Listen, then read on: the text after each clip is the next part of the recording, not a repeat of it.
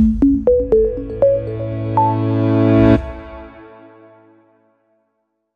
wealthy evening, and really happy to see you once again, all of you. Welcome to this powerful session. Let's start with a prayer. God, grant me the serenity to accept the things which I cannot change, courage to change the things which I can, and wisdom to know the difference. Thank you. Once again, wealthy evening. Very happy to address. I don't know, నాకు ఇది ఒక drug addiction లాగా అయిపోయింది. నాకు cigarette తాగడం అలవట్లేదు, మందు కొట్టి అలవాట్లేదు, ఏ అలవాట్లేవు. ఈ మధ్య మా ఇంట్లో వాళ్ళు అంటున్నారు, ఏంటంటే బాబు మీకు కొత్త అలవాటు వచ్చిందే అని. మా ఆవిడ అంటుంది, మా ఆయన రోజు మందు కొట్టడానికి పోతున్నాడు. అదేంటి నన్ను అప్పుడు చెప్పారు, లేదు రోజు 2 hours సిట్టింగ్ అన్న. సిట్టింగ్ అంటే వాళ్ళ ఉద్దేశంలో సిట్టింగ్ అంటే ఏదో అనుకున్నారు, ఇక్కడ sitting. Right, good. I'm enjoying. Are you enjoying? Right. Let us start once again. What are the things we learnt? Revision. Let us do revision. What are the revision? What are the things we learnt yesterday? From yesterday, let me just review from here. Let's go very fast. Bottoms and micro trends approach we are done. Then chances of making mistakes. Individual వల్ల చేయడం వల్ల వచ్చే mistakes ఏంటి, అలాగే దీనివల్ల చేసే mistakes ఏంటి. Right, we're done. Next marketing timing వల్ల వచ్చే ఇబ్బందులు ఏంటి. తర్వాత బ్యాలెన్స్డ్ పోర్ట్ఫోలియో, టాప్ డౌన్ ఇన్వెస్టింగ్కి బాటమ్స్ డౌన్ ఇన్వెస్టింగ్కి ఉన్న ఇబ్బందులు ఏంటి. Then qualitative analysis and quantitative analysis గురించి మనం అనుకున్నాం. Right, yeah, qualitative analysis and what does it mean, grade attitudes అంటే ఏంటని కనుక్కున్నాం. Marketing, sales, finance, R&D, HRD operations ఇవన్నీ తెలుసుకున్నాం. రైట్, దెన్ బిజినెస్లో స్టేజెస్ ఎలా ఉంటాయి అనేది మనము తెలుసుకున్నాం. రైట్, బిజినెస్లో స్టేజెస్ ఎలా ఉన్నాయని తెలుసుకున్నాం. So next how to calculate compounded annual interest, profitability and it's growth, దాని గురించి కూడా తెలుసుకున్నాం. రైట్, తర్వాత matters related tax, dividend payout, దాని గురించి తెలుసుకున్నాం. Debt, board, short term, working capital management, asset investment, financial ratios గురించి కూడా తెలుసుకున్నాం. రకరకాల ఇండస్ట్రీస్కి, డిఫరెంట్ ఇండస్ట్రీస్కి ఉన్న తేడా ఏంటి, మనం వచ్చేసేటప్పుడు ఏ ఫ్యాక్టర్స్ చూడాలి, ఏ ఇండస్ట్రీ అయితే ఏ ఫ్యాక్టర్స్ చూడాలి అనేది మళ్ళీ మనం తెలుసుకున్నాం. Right, next profit and loss account, balance sheet account ఎలా చేయాలనేది తెలుసుకున్నాం. Goal is to produce value, that intrinsic value ఎలా క్యాలిక్యులేట్ చేయాలనేది మనం చేయాలి అనేసి. Right, yeah. Now please type in the comment box, what are the things you remember. ఏది గుర్తుంటే టైప్ చేయండి. Type in the comment box. I want to see the comments first. Yes, carry on. What are the benefits? What you learn? మళ్ళీ మనం అనుకున్నట్టు revision, ప్రతిరోజు revision చేయాలి. తర్వాత మళ్ళీ మనం మర్చిపోతాం, కాబట్టి రివిజన్ చేయడం కోసం చేసుకోండి. What are the things we learned. Then afterwards will go in to session. ఒకసారి ఫాస్ట్గా ఏమేమి రివిజన్స్ చేసుకున్నామని చూసుకోండి. Then we learned about forecasting future conditions. Welcome to 11th day. Let us start. My friends, actually fundamental analysis అనేది కొంచెం time కన్స్యూమింగే, ఒప్పుకుంటా. కానీ ఒకసారి మనం ఫండమెంటల్ అనాలిసిస్ చేసి కరెక్ట్గా చేస్తే మనకు ఒక కన్విక్షన్ వస్తుంది, నో డౌట్ ఇది పర్ఫెక్ట్గా ఉంటుంది, ఇంకేం ఇబ్బంది లేదు అని. ఎలా అంటే, మీ పిల్లల కెరియర్ కోసం మీరేం చేస్తారు, ఒక 10 కాలేజీలు చుట్టూ తిరుగుతారు. తిరిగిన తర్వాత 10 కోర్సులు వాళ్ళని వీళ్ళని అడుగుతారు. ఆ తర్వాత అనిపించింది అనుకోండి, ఓకే మా వాడు ఐటీ ఫీల్డ్లో పోతే బాగుంటుంది అనేసి ఖచ్చితంగా అయిపోయి ఇంకో స్ట్రాంగ్ బిలీఫ్తో ఒకసారి దిగితే ఇంకా బీటెక్కే చేర్పిస్తారు. అంతేగాని బీటెక్ కొంచెం, బీకామ్లో కొంచెం మీ వాడిని చేర్పిస్తున్నారా? లేదు కదా, బీటెక్లో చదువురా, అలాగే బీకామ్లో కూడా సీట్ తీసుకో, ఐఐటీలో కూడా సీట్ తీసుకో, ఐటీఐలో కూడా జాయిన్ అయిపో, ఆ కోర్స్ ఈ కోర్స్ అని లేదు కదా, ఒక బీటెక్ మీదే ఫోకస్ పెడతారు. అలాగే ఒకసారి కన్విక్షన్ వచ్చిందంటే మనం ఫండమెంటల్ అనాలిసిస్ చేసే, అందుకే సొంతంగా చేయండి, లేదా ఎవరన్నా చేసిన వాళ్ళు ఉంటే వాళ్ళ హెల్ప్ తీసుకొని మీరు చెక్ లిస్ట్ లాగా చేసుకోండి. రైట్, ఇదేంటంటే ఒకటి ఇంటర్ప్రిటింగ్ ఫైనాన్షియల్ స్టేట్మెంట్స్, తర్వాత ఫైనాన్షియల్ రేషియోస్ చేసేదే ఇది. ఒకసారి వారన్ బఫెట్ని అడిగారంట, సార్ మీరు ఇంత రిచ్ ఎలాగయ్యారు అని. ఆయన చెప్పింది ఏంటంటే, ఆ రోజులు అందరూ ఇప్పుడంటే ఇన్స్టాగ్రామ్లు, ఆ వెబ్సైట్లు, ఈ వెబ్సైట్లు, ఫేస్బుక్లు, ఇన్స్టాగ్రామ్లు, ట్విట్టర్లు చూస్తున్నారు. ఆ రోజులు ఏముండేవి కాదు, పుస్తకాలే చదివేవాళ్ళు. పోతే పుస్తకాల్లో కూడా డిఫరెంట్ పురుషులందు పుణ్య పురుషులు వేరే అని పుస్తకాలందు కూడా పుణ్య పుస్తకాలు వేరేవి. అప్పట్లో ఇండియాలో, యూఎస్లో అంటే కొంచెం ఒక ప్లే బాయ్ అని ఒక మ్యాగజైన్ వచ్చేది. న్యూ జనరేషన్ తెలియకపోవచ్చు, ఓల్డ్ జనరేషన్కి అయితే తెలిసి ఉండొచ్చు. ప్లే బాయ్ అఫ్ కోర్స్ ఇండియాలో దొరికేది కాదులేండి, యూఎస్లో దొరికేది. ఆయన అడిగారంట, sir how you become rich అంటే ఆయన చెప్పింది ఏంటంటే, other people read playboy magazine, I read annual reports. That is the power of the annual reports. Today we're going to do annual reports. ఈ యాన్యువల్ రిపోర్ట్స్ ఏంటంటే చాలా చాలా powerful. Annual reports చదవడం వచ్చిందంటే మీకు మీడియా మీద ఇంకే media మీద డిపెండ్ అవ్వకుండా 10 news channels, 28 Twitter handles, 38 Facebook లింకులు, 118 యూట్యూబ్ వీడియోస్ చూడాల్సిన పని లేదు. ఒక యాన్యువల్ రిపోర్ట్స్ చదవగలిగితే హ్యాపీగా చేసుకోవచ్చు. First what is meant by annual report, right? తర్వాత యాన్యువల్ రిపోర్ట్స్ అనేది ఏంటి? యాన్యువల్ రిపోర్ట్లో మొత్తం డీటెయిల్స్ అన్నీ ఉంటాయి. అది ఎలా అనేది మనం చెక్ చేసుకుందాం, రైట్? సరే, annual report. First annual report అంటే ఏంటి, దాని గురించి డీటెయిల్స్ తెలుసుకుందాం. యాన్యువల్ రిపోర్ట్ ఏంటంటే, ఫర్ ఎగ్జాంపుల్ మీరు ఇన్కమ్ ట్యాక్స్ రిటర్న్స్ ఫైల్ చేస్తారు, ఐటీ రిటర్న్స్ ఫైల్ చేస్తారు. ఎస్, ఎంతమంది ఐటీ రిటర్న్స్ ఫైల్ చేస్తారండి? Type in comment box. IT returns file చేసినప్పుడు సెంట్రల్ గవర్నమెంట్ కంపల్సరీ పెట్టింది, సో ఎవరెవరికి ఇంత అమౌంట్ ట్రాన్సాక్షన్ దాటిందో వాళ్ళంతా చేయాలని. అలాగే స్టాక్ మార్కెట్లో ఏ కంపెనీ అయినా రిజిస్టర్ అయితే, సెబీ నుంచి అప్రూవల్ తీసుకున్న ఏ కంపెనీ అయినా ఒక్కసారి స్టాక్ మార్కెట్లో లిస్ట్ అయితే, SEBI has made mandatory that, SEBI అంటే తెలుసుకున్నాం కదా, regulator. SEBI has made mandatory that every company which has registered in stock market, they have to submit annual reports. Compulsory submit చేయాలి. అంటే March 31 వరకు year అయిపోయిన తర్వాత annual report. Annual రిపోర్ట్లో ఏముంటాయి అనేది అంటే, 2 అనాలిసిస్లు మనం చేయొచ్చు యాన్యువల్ రిపోర్ట్ నుంచి, qualitative analysis and quantitative analysis. ఇంతకుముందు తెలుసు, క్వాలిటేటివ్ అనాలిసిస్లో లిస్ట్ ఉంది, మేనేజ్మెంట్ బ్యాక్గ్రౌండ్ చూడడం కానీ, వాళ్ళ ప్రోడక్ట్స్ తెలియడం కానీ అన్నీ. అంటే ఏం చేస్తారంటే యాన్యువల్ రిపోర్ట్లో మొత్తం వాళ్ళ కంపెనీ గురించి హిస్టరీ అంతా రాసి ఉంటారు. పుట్టు పూర్వోత్తరాలు, వాళ్ళ డైరెక్టర్స్ ఎవరు, వాళ్ళ ఫ్యామిలీలో మెంబర్స్ ఎవరు ఉన్నారు, ఆ డైరెక్టర్స్ దగ్గర ఎవరెవరి దగ్గర ఎన్నెన్ని షేర్స్ ఉన్నాయి, లాస్ట్ ఇయర్ ఎన్ని ఉన్నాయి, ఈ ఇయర్ ఎన్ని ఉన్నాయి, లాస్ట్ 2-3 ఇయర్స్కి ఎవరెవరు ఉన్నాయి, వాళ్ళకి ఎవరు చార్టెడ్ అకౌంటెంట్, వాళ్ళ అకౌంట్స్ ఎవరు చూస్తున్నారు, థర్డ్ పార్టీ చార్టెడ్ అకౌంటెంట్ ఎవరు, ఫోరెన్సిక్ ఆడిట్ ఎవరు చేస్తున్నారు, అలాగే వాళ్ళ కంపెనీ ఎక్కడుంది, హెడ్ ఆఫీస్ ఎక్కడుంది, రిజిస్టర్ ఆఫీస్ ఎక్కడుంది, వాళ్ళ ఫ్రాంచైజీస్ ఎక్కడ ఉన్నాయి, ఒకవేళ ఫ్రాంచైజీ అయితే, ఒకవేళ ఆయిల్ రిఫైనరీ అనుకో, వాళ్ళ ఆయిల్ రిఫైనరీ ఎక్కడుంది, దాని పోస్ట్ ఎక్కడుంది, అలాగే మీకు ఏదైనా ఇన్వెస్టర్స్ ప్రాబ్లమ్స్ వస్తే ఎవరిని కాంటాక్ట్ అవ్వాలి, డైరెక్టర్స్ ఫర్ ఎగ్జాంపుల్ డైరెక్టర్స్ మారారనుకోండి, ఎవరెవరు మారారు ఈ సంవత్సరం, వాళ్ళ డైరెక్టర్స్కి శాలరీస్ ఎంత పే చేస్తున్నారు, ఇంతకుముందు అనుకున్నాం డైరెక్టర్ శాలరీని, అలాగే ఎవరెవరు కొత్తగా వచ్చారు, ఎవరెవరు కొత్తగా పోయారు, ఏ కంపెనీస్ కొత్తగా పెట్టారు, ఏ కంపెనీస్ కొత్తగా పెట్టలేదు, ఏవి మెర్జ్ అయ్యాయి, ఏవేవి డీమెర్జ్ అయ్యాయి, మొత్తం అంతా డీటెయిల్గా మహాభారతం అనుకోండి, లేదా రామాయణం అనుకోండి, బైబిల్ అనుకోండి, ఖురాన్ అనుకోండి, ఇంకే గ్రంథం అన్న అనుకోండి, మొత్తం దాంట్లో ఉంటుంది. ఫస్ట్ పార్ట్లో క్వాలిటేటివ్ అనాలిసిస్ ఉంటుంది. సెకండ్ పార్ట్లో వాళ్ళ ప్రాఫిట్స్ ఏంటి, లాస్లు ఏంటి, ఎలా వాళ్ళు క్యాష్ హ్యాండిల్ చేస్తున్నారో ఆ డీటెయిల్స్ అన్ని రిపోర్ట్స్ అన్నీ ఇస్తారనమాట. కాబట్టి దానివల్ల మనకి చదవడం నేర్చుకుంటే you can have some beautiful idea about that one, right? 1 by 1 let us go. What is annual report అంటే, మనం అనుకున్నాం యాన్యువల్ రిపోర్ట్ అంటే ఏంటి అని. జనరల్గా ఎలా ఉంటుందంటే, జనరల్గా చేసేది ఫస్ట్ యాన్యువల్ రిపోర్ట్ ఎక్కడ దొరుకుతుంది, కొంతమందికి డౌట్ ఉంటుంది. Type in the comment box. Annual report ఎలా సంపాదించాలి, type in the comment box. మీరు చెప్తే నేను చేస్తాను, రైట్? ఎంతమందికి కావాలి, ఎక్కడ దొరుకుతుంది annual reports, type in the comment box. యాక్చువల్గా ఏంటంటే మై ఫ్రెండ్స్ చెప్తాను, ఒకప్పుడు యాన్యువల్ రిపోర్ట్స్ అంటే around 30 years back, and when I join the job at the time కొంచెం ఇంట్రెస్ట్ ఉండేది. ఎవరో చెప్పారు యాన్యువల్ రిపోర్ట్స్, దొరికేవి కాదు. అది ఏంటంటే యాన్యువల్ రిపోర్ట్ రూల్ ఏంటంటే, ఎవరైతే షేర్ హోల్డర్స్ ఉంటారో వాళ్ళందరికీ యాన్యువల్ రిపోర్ట్ రావాలి. అందుకని అప్పట్లో ఏం చేసేవాడు, ఎవరైతే షేర్ హోల్డర్స్ ఎక్కువ షేర్స్ తీసుకుంటారో కొంచెం క్వాంటిటీ, అప్పుడు వాళ్ళకి రిజిస్టర్ పోస్ట్లో పంపించేవాళ్ళు. యాన్యువల్ రిపోర్ట్ అనే బుక్ ప్రింట్ చేసి ఆ బుక్ని షేర్ హోల్డర్స్ పంపించేసేవాళ్ళు. అది లిమిటెడ్ కాపీస్, ఎవరికి అదృష్టం ఉంటే వాళ్ళకి, లేదంటే లేదు, పెద్ద పెద్ద షేర్ హోల్డర్స్ పంపించేవాళ్ళు. ఇప్పుడు మేము అప్పుడు ఇస్లాంపూర్ వెస్ట్ బెంగాల్ అనే ప్లేస్లో ఉండేవాళ్ళం. అక్కడ దొరికేవి కాదు. మాకేదో వాడి లింకులు వీడి లింకులు పెట్టుకొని బాంబేలో ఒకడు ఉంటే వాడికి ఫోన్ చేస్తే, బాబు మాకు యాన్యువల్ రిపోర్ట్స్ ఇవ్వరా అంటే, వాడు 500 రూపాయలు ఎంఓ చేయనేవాడు. 500, 100, 200 దాన్ని బట్టి ఆ 100 రూపాయలు ఎంఓ చేస్తే అతన్ని తీసుకొని ఏం చేసేవాడంటే, మేము ఒకసారి బాంబేకి వెళ్ళాం. బాంబేలో పోతే బాంబే స్టాక్ ఎక్స్చేంజ్ ముందు నేల మీద పరుచుకొని యాన్యువల్ రిపోర్ట్స్ అమ్మేవాళ్ళు. దాన్ని మనం కొనుక్కోవాల్సి వచ్చేది. వాడు ఏ రేట్ చెప్తే ఆ రేట్కి. కొందరు ఒరిజినల్ ఉంటుంది, దాన్ని డూప్లికేట్ చేసి అమ్మేవాళ్ళు. తప్పేం కాదు, డూప్లికేట్ చేయొచ్చు, అదేమి క్రైమ్ ఏం కాదు. అక్కడ ఆ విషయంలో మాత్రం యాన్యువల్ రిపోర్ట్ డూప్లికేట్ చేయడం క్రైమ్ కాదు. తప్పు చేస్తే క్రైమ్. ఫుట్పాత్ మీద కొనుక్కోవాల్సి వచ్చేది, షాపుల్లో అంతా అమ్మేవాళ్ళు.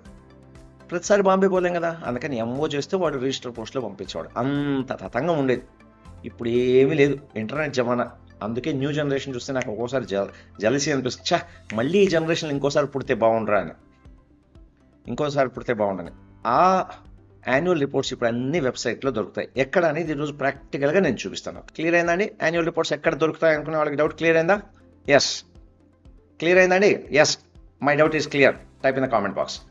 తర్వాత ఏం చేస్తారంటే జనరల్గా ప్రాసెస్ ఏంటంటే ఒక లాంగ్ టర్మ్ ఇన్వెస్టర్స్ జనరల్గా చేసేది ఒక రాకేష్ జుంజున్వాలా కానివ్వండి, కేడియా గారు కానివ్వండి. ఎందుకంటే నేను I'm very lucky to meet with lot of rich people because I was writing one book రాసేవాడిని. Plus you know I was a memory trainer. Memory training చేయడం వల్ల పెద్ద పెద్ద స్కూల్స్లో ప్రోగ్రాంలు చేసేవాడిని, ఇంటర్నేషనల్ స్కూల్స్లో ప్రోగ్రామ్ చేసేవాడిని. అక్కడ వాళ్ళ పిల్లలు అస్సలు చదివేవాళ్ళు కాదు. కొంతమంది పెద్ద పెద్ద సెలబ్రిటీల పిల్లలు, పెద్ద పెద్ద బిజినెస్ మ్యాన్ల పిల్లలు చదివేవాళ్ళు కాదు. వాళ్ళు మా దగ్గరికి వచ్చేవాళ్ళు. అప్పుడు నేను లింక్ని ఇలా వాడుకున్నప్పుడు వాళ్ళ నుంచి కొంచెం ఇంటరాక్షన్లో నేను చెప్పేవాడిని, ఓకే మెమరీ గురించి నేను చెప్తాను, మనీ గురించి నాకు చెప్పండి. గుడ్ డీల్ కదా, రైట్. ఎనీహౌ మీ అందరికీ ఒక good news. As a memory trainer we want to do free programme. ఒక one week online programme, memory, how to improve memory, how to concentrate on studies, how to overcome examination fears అని ఒక 1 week ఒక charity work చేద్దాం అనుకుంటున్నాము. ఎంతమంది interested? How many people are interested? Type in the comment box. పోతే మీకు ఎవరైనా principles, college principles వాళ్ళు ఉంటే వాళ్ళందరికీ లింక్ ఫార్వర్డ్ చేస్తాను అంటే నేను చేస్తాను. ఎందుకంటే ఒకసారి చేయగలను, ఒక వారం రోజులు అది ప్రతిరోజు 3 అవర్స్ లెక్కన ఒక వారం రోజులు చేయాల్సి వస్తుంది. ఎంతమందికి ప్రిన్సిపల్స్ లింకులు ఉన్నాయి, కాలేజ్ లింకులు ఉన్నాయి, నేను పంపించిన లింక్ను వాళ్ళు వాట్సాప్ గ్రూపుల్లో ఫార్వర్డ్ చేయగలుగుతారంటే ఈ దసరా హాలిడేస్లో చేద్దాం అనుకుంటున్నాను. సో పిల్లలకు ఉపయోగం, పుణ్యం, పురుషార్థం. ఇంట్లో కూర్చొని ఖాళీగా టైం వేస్ట్ చేసుకోకుండా ఐడియా వచ్చింది, చేద్దాం అనుకుంటున్నా. మీ ఆశీర్వాదం, మీ సపోర్ట్ చేస్తానంటే ఎవరన్నా కాలేజ్ ప్రిన్సిపల్స్ ఉన్నారు అంటే, ఎందుకంటే ఒకసారి యూట్యూబ్ లైవ్ చేసిన తర్వాత కనీసం ఒక 50,000 మంది అన్నా చూస్తే దానికి ఉపయోగం ఉంటుంది. లేకపోతే గాలిలో చేసుకుంటూ పోతే ఉపయోగం లేదు కదా. ఎంతమంది ఇంట్రెస్ట్ ఉండండి. How to improve memory, how to concentrate on studies, how to overcome examination fear. అది సూపర్గా ఉంటుంది. Within 45 minutes they will be able to remember entire periodic table, how to remember history days, date of birth, telephone numbers, mobile numbers, bank locker numbers, theorems, equations, derivations, formulae, photographic మెమరీలో గుర్తుపెట్టుకోవచ్చు. And by the end of the programme they will be able to remember minimum 100 objects. ఎంత powerful memory వస్తుందంటే ఏదన్నా అడగనివ్వండి, they will be able to say. ఏ పేజ్లో, ఏ నోట్బుక్లో, text బుక్లో ఏ పేజ్లో ఏముందని కూడా వాళ్ళు చేయగలరు, రైట్. అలాగే నా ఫ్రెండ్ మిస్టర్ బండి గణేష్ అంటే superb trainer, very very extremely extraordinary trainer. He is a wonderful psychologist, he is London trained psychologist and he is going to take the class absolutely free of cost. మీరు ₹1 పే చేయాల్సిన పని లేదు. No conditions apply. ఎవరు lead తీసుకుంటారో lead తీసుకున్న వాళ్ళు చెప్పండి. కనీసం మీ ఊర్లో ఒక స్కూల్ ప్రిన్సిపల్తోనో, కాలేజ్ ప్రిన్సిపల్తోనో మాట్లాడి ఈ విధంగా ప్రోగ్రామ్ చేస్తున్నారు, ఫ్రీ ప్రోగ్రామ్, వాళ్ళ పిల్లలందరికీ వాట్సాప్లో లింకులు పంపించి చూడగలిగేటట్లుంటే we can do it. Yeah, based on maximum performance. మళ్ళీ చెప్తున్నాను, ఆ కింద స్క్రోల్ అవుతున్న నంబర్స్ ఉన్నాయి కదా, 7032804888 or 5888 చెప్పండి. I want to conduct memory training program. I want to help the students. Let us make India powerful. యాక్చువల్గా మెమరీ ట్రైనింగ్ ప్రోగ్రామ్స్కి ఒక్కొక్క ప్రోగ్రామ్కి ₹6,000 ఛార్జ్ చేస్తారు. మిగతా ఏ ట్రైనర్స్ అయినా నాకు తెలుసు, నేను కూడా చేసేవాడిని, చేయడం మానేసినప్పుడు ఆ 6,000 ఈ దసరా హాలిడేస్లో మీ పిల్లల్ని జమ్ములు చేయొచ్చు. మీ పిల్లలు ఒకటే కాదు, మనకు స్వార్థం వద్దు, అందరు పిల్లలు ఉపయోగపడాలి. బీద వాళ్ళకి కానీ, బీద బిక్కి అందరికీ చేద్దాం అనుకున్నా. కనీసం 50,000 మంది వరకన్నా ఈ మెసేజ్ స్ప్రెడ్ అవ్వాలి. ఎంతమంది నా మిషన్లో కంట్రిబ్యూట్ చేయడానికి రెడీగా ఉన్నారు?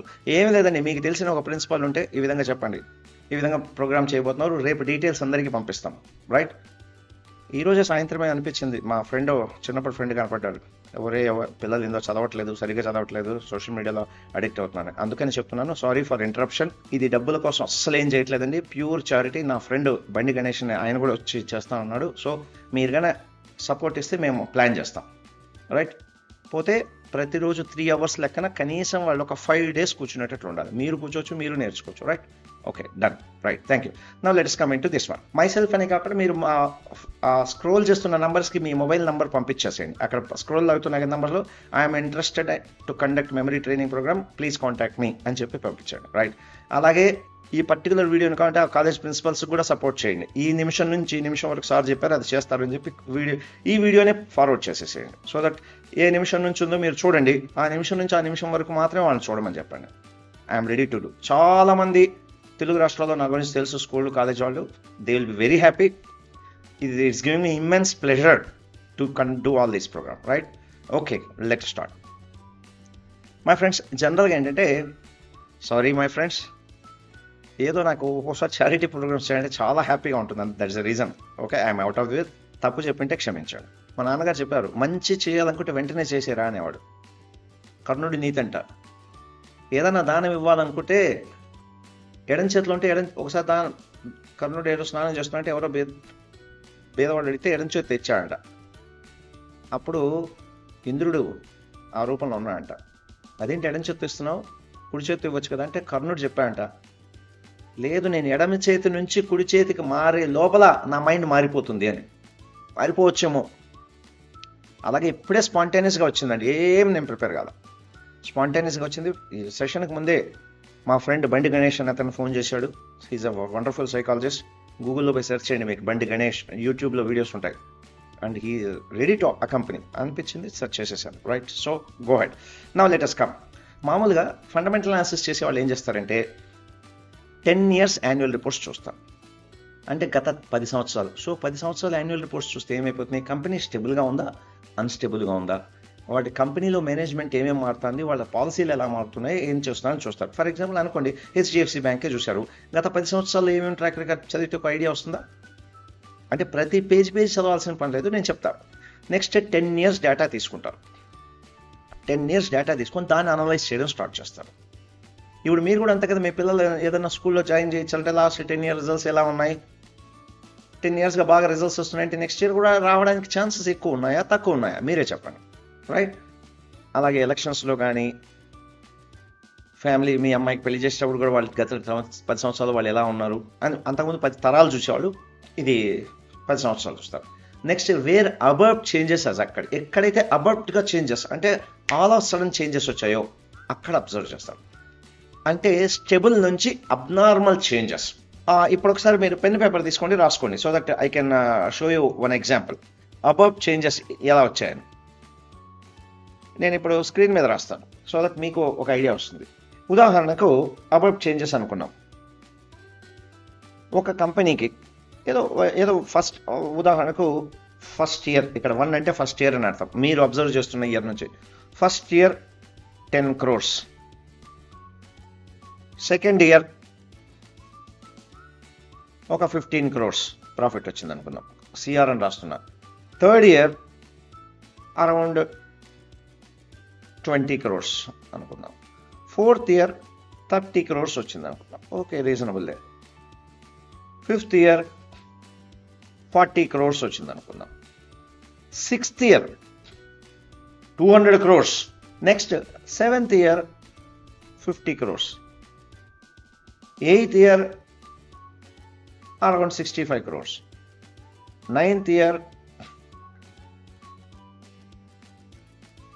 75 crores వచ్చింది అనుకుందాం. ఇప్పుడు ఏ సంవత్సరం అబౌట్గా చేంజ్ అయింది? Type in the comment box. మీరు అటెన్షన్ పే చేస్తున్నారో లేదో తెలియాలి కదా.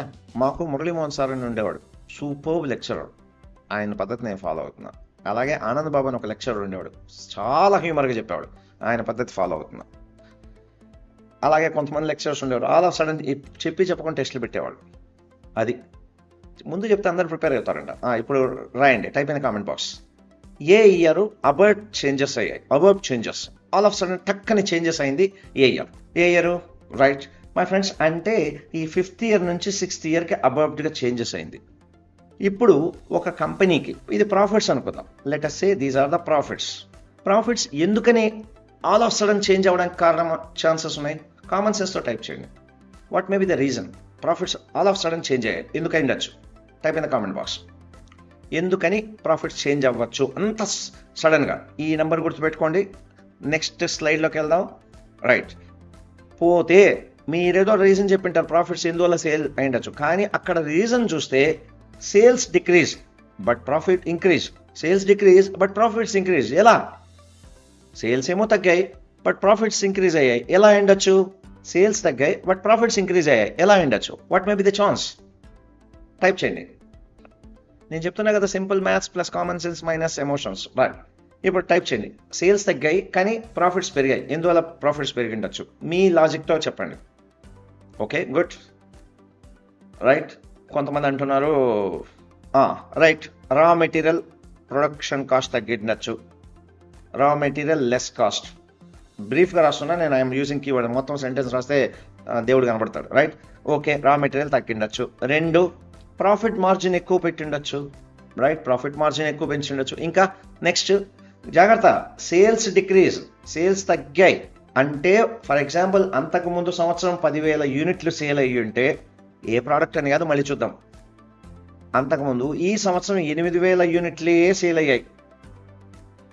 ఓకే, 10,000 నుంచి 8,000కి తగ్గింది కానీ ప్రాఫిట్స్ పెరిగాయి, ఎందువల్ల పెరిగి ఉంటుంది? Type in the comment box. ఎందువల్ల ప్రాఫిట్స్ పెరిగాయి, ఎందువల్ల పెరిగి ఉంటుంది? Yes, profit margin. నెక్స్ట్ ఏముండొచ్చు? ఎస్, ట్యాక్స్ తగ్గిండొచ్చు, ట్యాక్స్ బెనిఫిట్ వచ్చిండొచ్చు. అలాగే ఇంపోర్ట్ మెటీరియల్ అనుకోండి, ఇంపోర్ట్ డ్యూటీ తగ్గిండొచ్చు. అలాగే ఒకవేళ ఐటీ కంపెనీస్ అనుకోండి, డాలర్స్లో అమౌంట్ వస్తుంది, వాళ్ళకు వచ్చే అమౌంట్ డాలర్స్, వీళ్ళు పే చేసే అమౌంట్ రూపీస్ అనుకుందాం. లేదా రివర్స్లో, వాళ్ళు డాలర్స్లో, వాళ్ళకు వచ్చే అమౌంట్ అంతా డాలర్స్లో ఉంది, వీళ్ళు చిన్న చిన్న పేమెంట్స్ అని రూపీస్లో చేసినప్పుడు ఆ డాలర్ ప్రైస్, డాలర్ వాల్యూ పెరిగింది అనుకోండి, ప్రాఫిట్స్ పెరుగుతాయి. అలాగే import currency, some reasons what ever maybe ఉండొచ్చు. ఎస్, ఈ రీజన్స్ అన్నీ జెన్యూన్, కానీ ఒక్కొక్కసారి అది ఉండకపోవచ్చు. అవి కాకుండా ఉన్నప్పుడు ఏంటి అని చూస్తే ఇది చూద్దాం.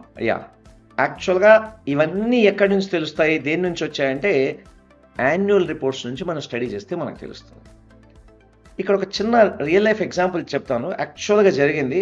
ఏ కంపెనీ అని అడగండి, ఎవరని అడగండి. రైట్, తర్వాత నెక్స్ట్ సెషన్లోకి వెళ్దాం. యాన్యువల్ రిపోర్ట్ స్టడీ చేయడం వల్లే వస్తుంది. రియల్లీ నేను కూడా ఒక పెద్ద దాని నుంచి నేను తప్పించుకున్నాను, లేకపోతే ట్రాప్లో పడిపోయింది అవ్వడం. ఎలా జరుగుతుందో ఒక రియలీ పవర్ఫుల్, ఇది ఎవ్వరు చెప్పరండి, జాగ్రత్తగా వినండి. ఎవరు అని అడగకండి, పేర్లు నేను వాడను, పేర్లు ఏమి వాడను, కొంచెం జాగ్రత్తగా మాట్లాడాలి. ఎందుకంటే స్టేజ్ మీద అనుకోండి, అది మన దగ్గరే ఉంటుంది, ఇప్పుడు యూట్యూబ్లో రికార్డ్ అయిపోతుంది. సో మళ్ళీ that's not going to troubles. And మనోభావాలు దెబ్బతినకూడదు, ఎందుకంటే వాళ్ళు మీరు కూడా వాళ్ళ ఫ్యాన్స్ ఉండొచ్చు, ఎందుకులేండి మనోభావాలు దెబ్బతినడం. ఈ రోజుల్లో సిచ్యువేషన్స్ ఎక్కడ ఉండే వాళ్ళు లీగల్గా పోతే ఏమన్నా చేసుకోవచ్చు, లీగల్గా పోతే రైట్. యాక్చువల్గా ఒక చోట ఏమైందంటే, ఒక పెద్ద కంపెనీ ఒక రాష్ట్రానికి వచ్చింది. అక్కడ ఒక చీఫ్ మినిస్టర్ ఉన్నాడు, very very powerful chief minister. వచ్చి వాళ్ళకి కావాల్సింది ఏంటంటే, అనుకుందాం, I'm going win the hypothetical situation, ఇట్లాంటి ఉండదు కానీ చెప్తుంది, రియల్గా జరిగింది, దాన్ని మార్చి చెప్తున్నా. నిజమే, వచ్చారు, వాళ్ళకు ఒక 200 ఎకరాలు కావాలి, 200 acres ల్యాండ్ కావాలి. వాళ్ళు ఒక ప్లాంట్ ఏదో ఎస్టాబ్లిష్ చేద్దాం అనుకున్నారు, మంచి పలానా స్టేట్లో పెడితే బాగుంటుంది అనుకున్నారు. వాళ్ళకి 200 ఎకరాలు కావాలి. వెళ్ళి చీఫ్ మినిస్టర్ని కలిశాడు. చీఫ్ మినిస్టర్ ఏం చేశాడు, వాళ్ళు 200 ఎకరాలు అనుకుందాం, వాళ్ళది అమౌంట్ 10 రూపాయలు బడ్జెట్, 10 రూపాయలు రాదు, జస్ట్ ఈజీనెస్ అంటే వాళ్ళ బడ్జెట్ 20,000 రూపాయలు పెట్టుకోనొచ్చా. అది క్రోర్స్లో మాట్లాడుకోండి అదంతా. ఓకే, 200 into 10 అనుకోని, నేను క్రోర్స్లో అయితే ఇక్కడ డిజిట్లు కనబడవు అనుకొని వచ్చారు. వచ్చి చీఫ్ మినిస్టర్ని కలిస్తే చీఫ్ మినిస్టర్ ఏమన్నాడు, ఒక 3-4 days తర్వాత రండి అన్నాడు.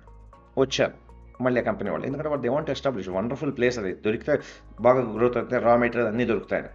వస్తే ఆయన ఏం చెప్పాడు, బాబు జాగ్రత్తగా చూడండి. ఇక్కడ చీఫ్ మినిస్టర్ ఏమన్నాడు, నేను నీకు 500 acres ఇస్తాను తీసుకో అన్నాడు. 500 acres మాకొద్దు సార్, ఎందుకు 500 acres, మాకు బడ్జెట్ పెరిగిపోతుంది అన్నారు. ఇప్పుడు మీరు ఆ పొజిషన్లో ఉంటే 200 ఎకరాలు ఆయన ఏమన్నా, లేదు బాబు ఒకే పెద్ద బిట్ ఉంది, ఇస్తే మీ కంపెనీకి ఇస్తాం, లేదంటే మేము ఇవ్వం, 500 acres తీసుకో అన్నాడు.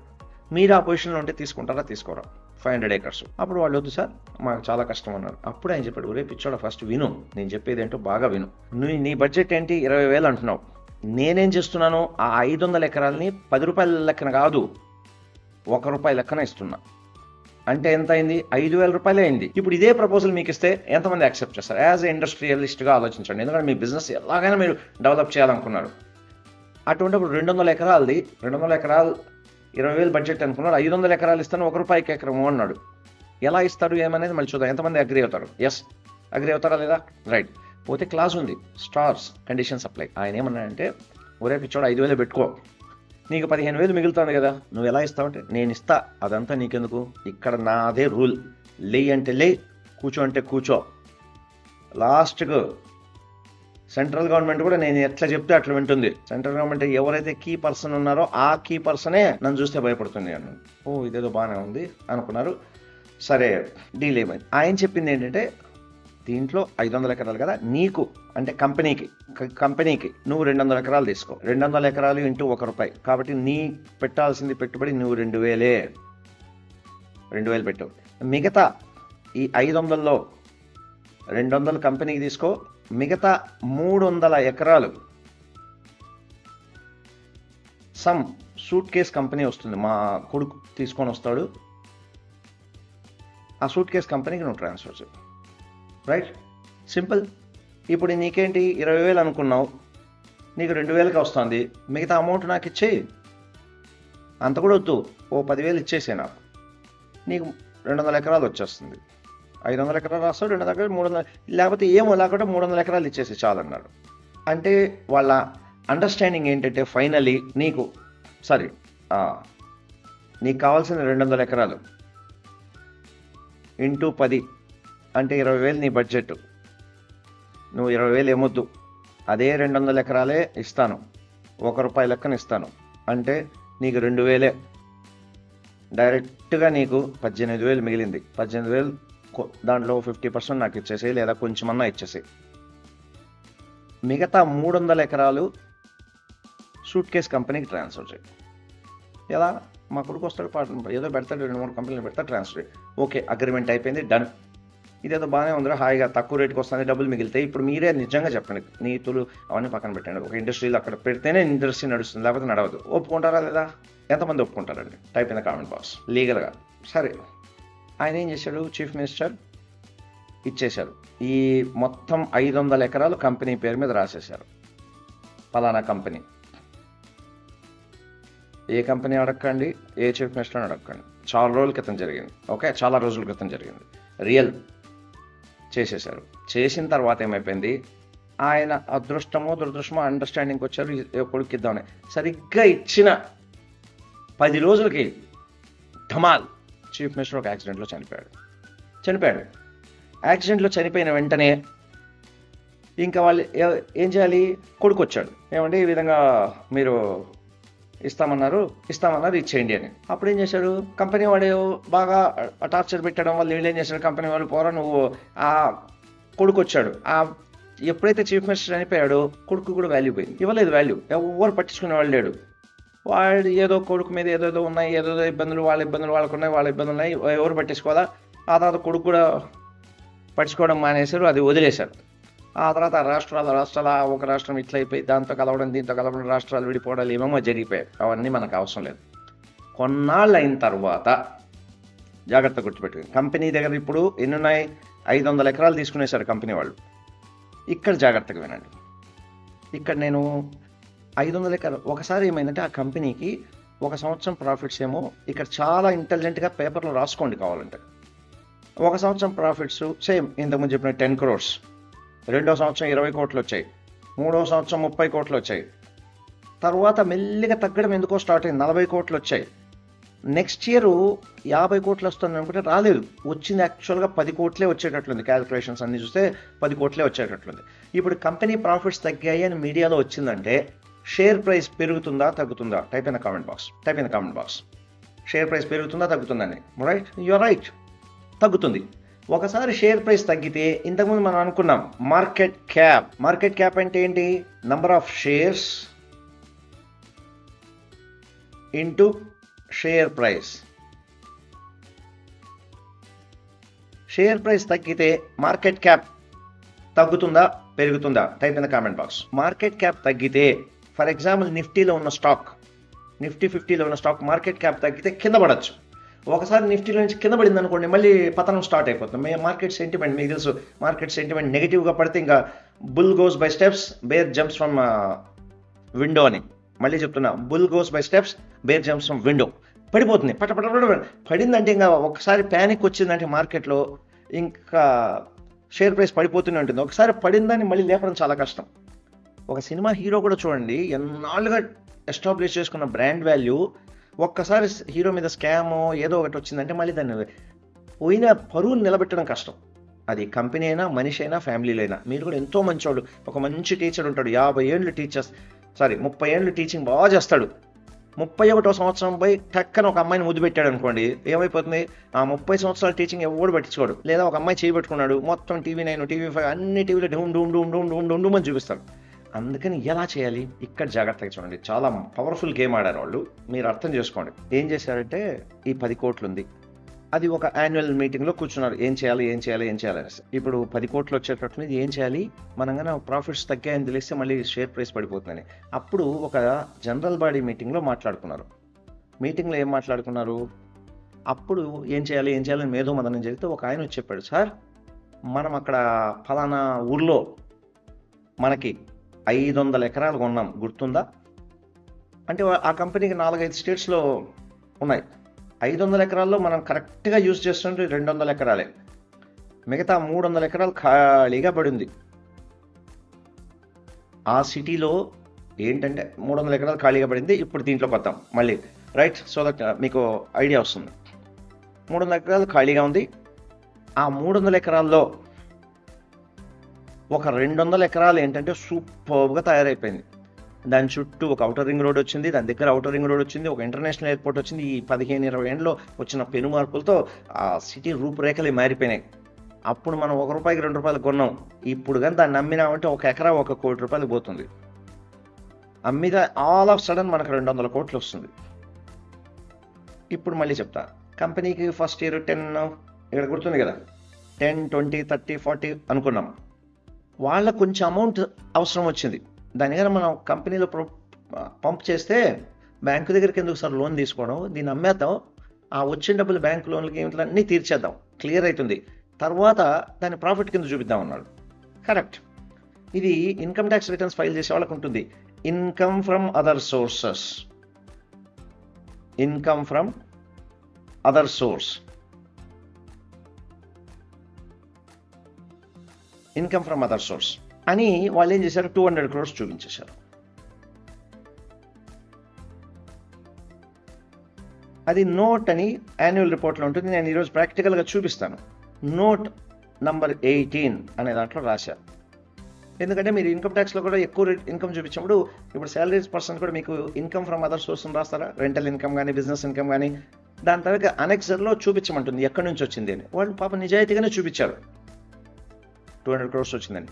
యాక్చువల్గా వాళ్ళ ఇన్కమ్ రిపోర్ట్ చూస్తే అది టీవీలో రాలేదు, డీటెయిల్గా ఇవ్వరు. ఎందుకంటే ఇంతసేపు టీవీలో ఒక న్యూస్ చెప్తే ఎవడన్నా వింటారా? ఫస్ట్ మీరు వింటారా చెప్పండి. నేను చెప్పినంత డీటెయిల్గా టీవీలో న్యూస్ చెప్తే మీరు వింటారా? అదే అవును, టీవీ వాళ్ళకి అంత టైం ఎక్కడుంది?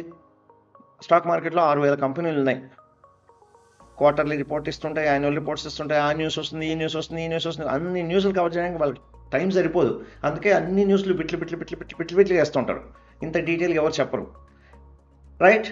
ఏం చేశారు, కంపెనీ ఒక ప్రెస్ మీట్ పెట్టారు. మీట్ పెట్టి మా కంపెనీకి అంతకుముందు 10, 20 లాస్ట్ అదే ఇంతకుముందు చూపించాను కదా, 10, 20, 30, 40, 10 ఈసారి మాకు 200 crores వచ్చింది అని చెప్పి అనౌన్స్ చేశారు. 200 crores వచ్చిందని అనౌన్స్ చేయగానే టప్ప మీడియా అంతా ఫుల్ కబుర్లు, ఆ కంపెనీ సూపర్ ప్రాఫిట్లో పోతుంది.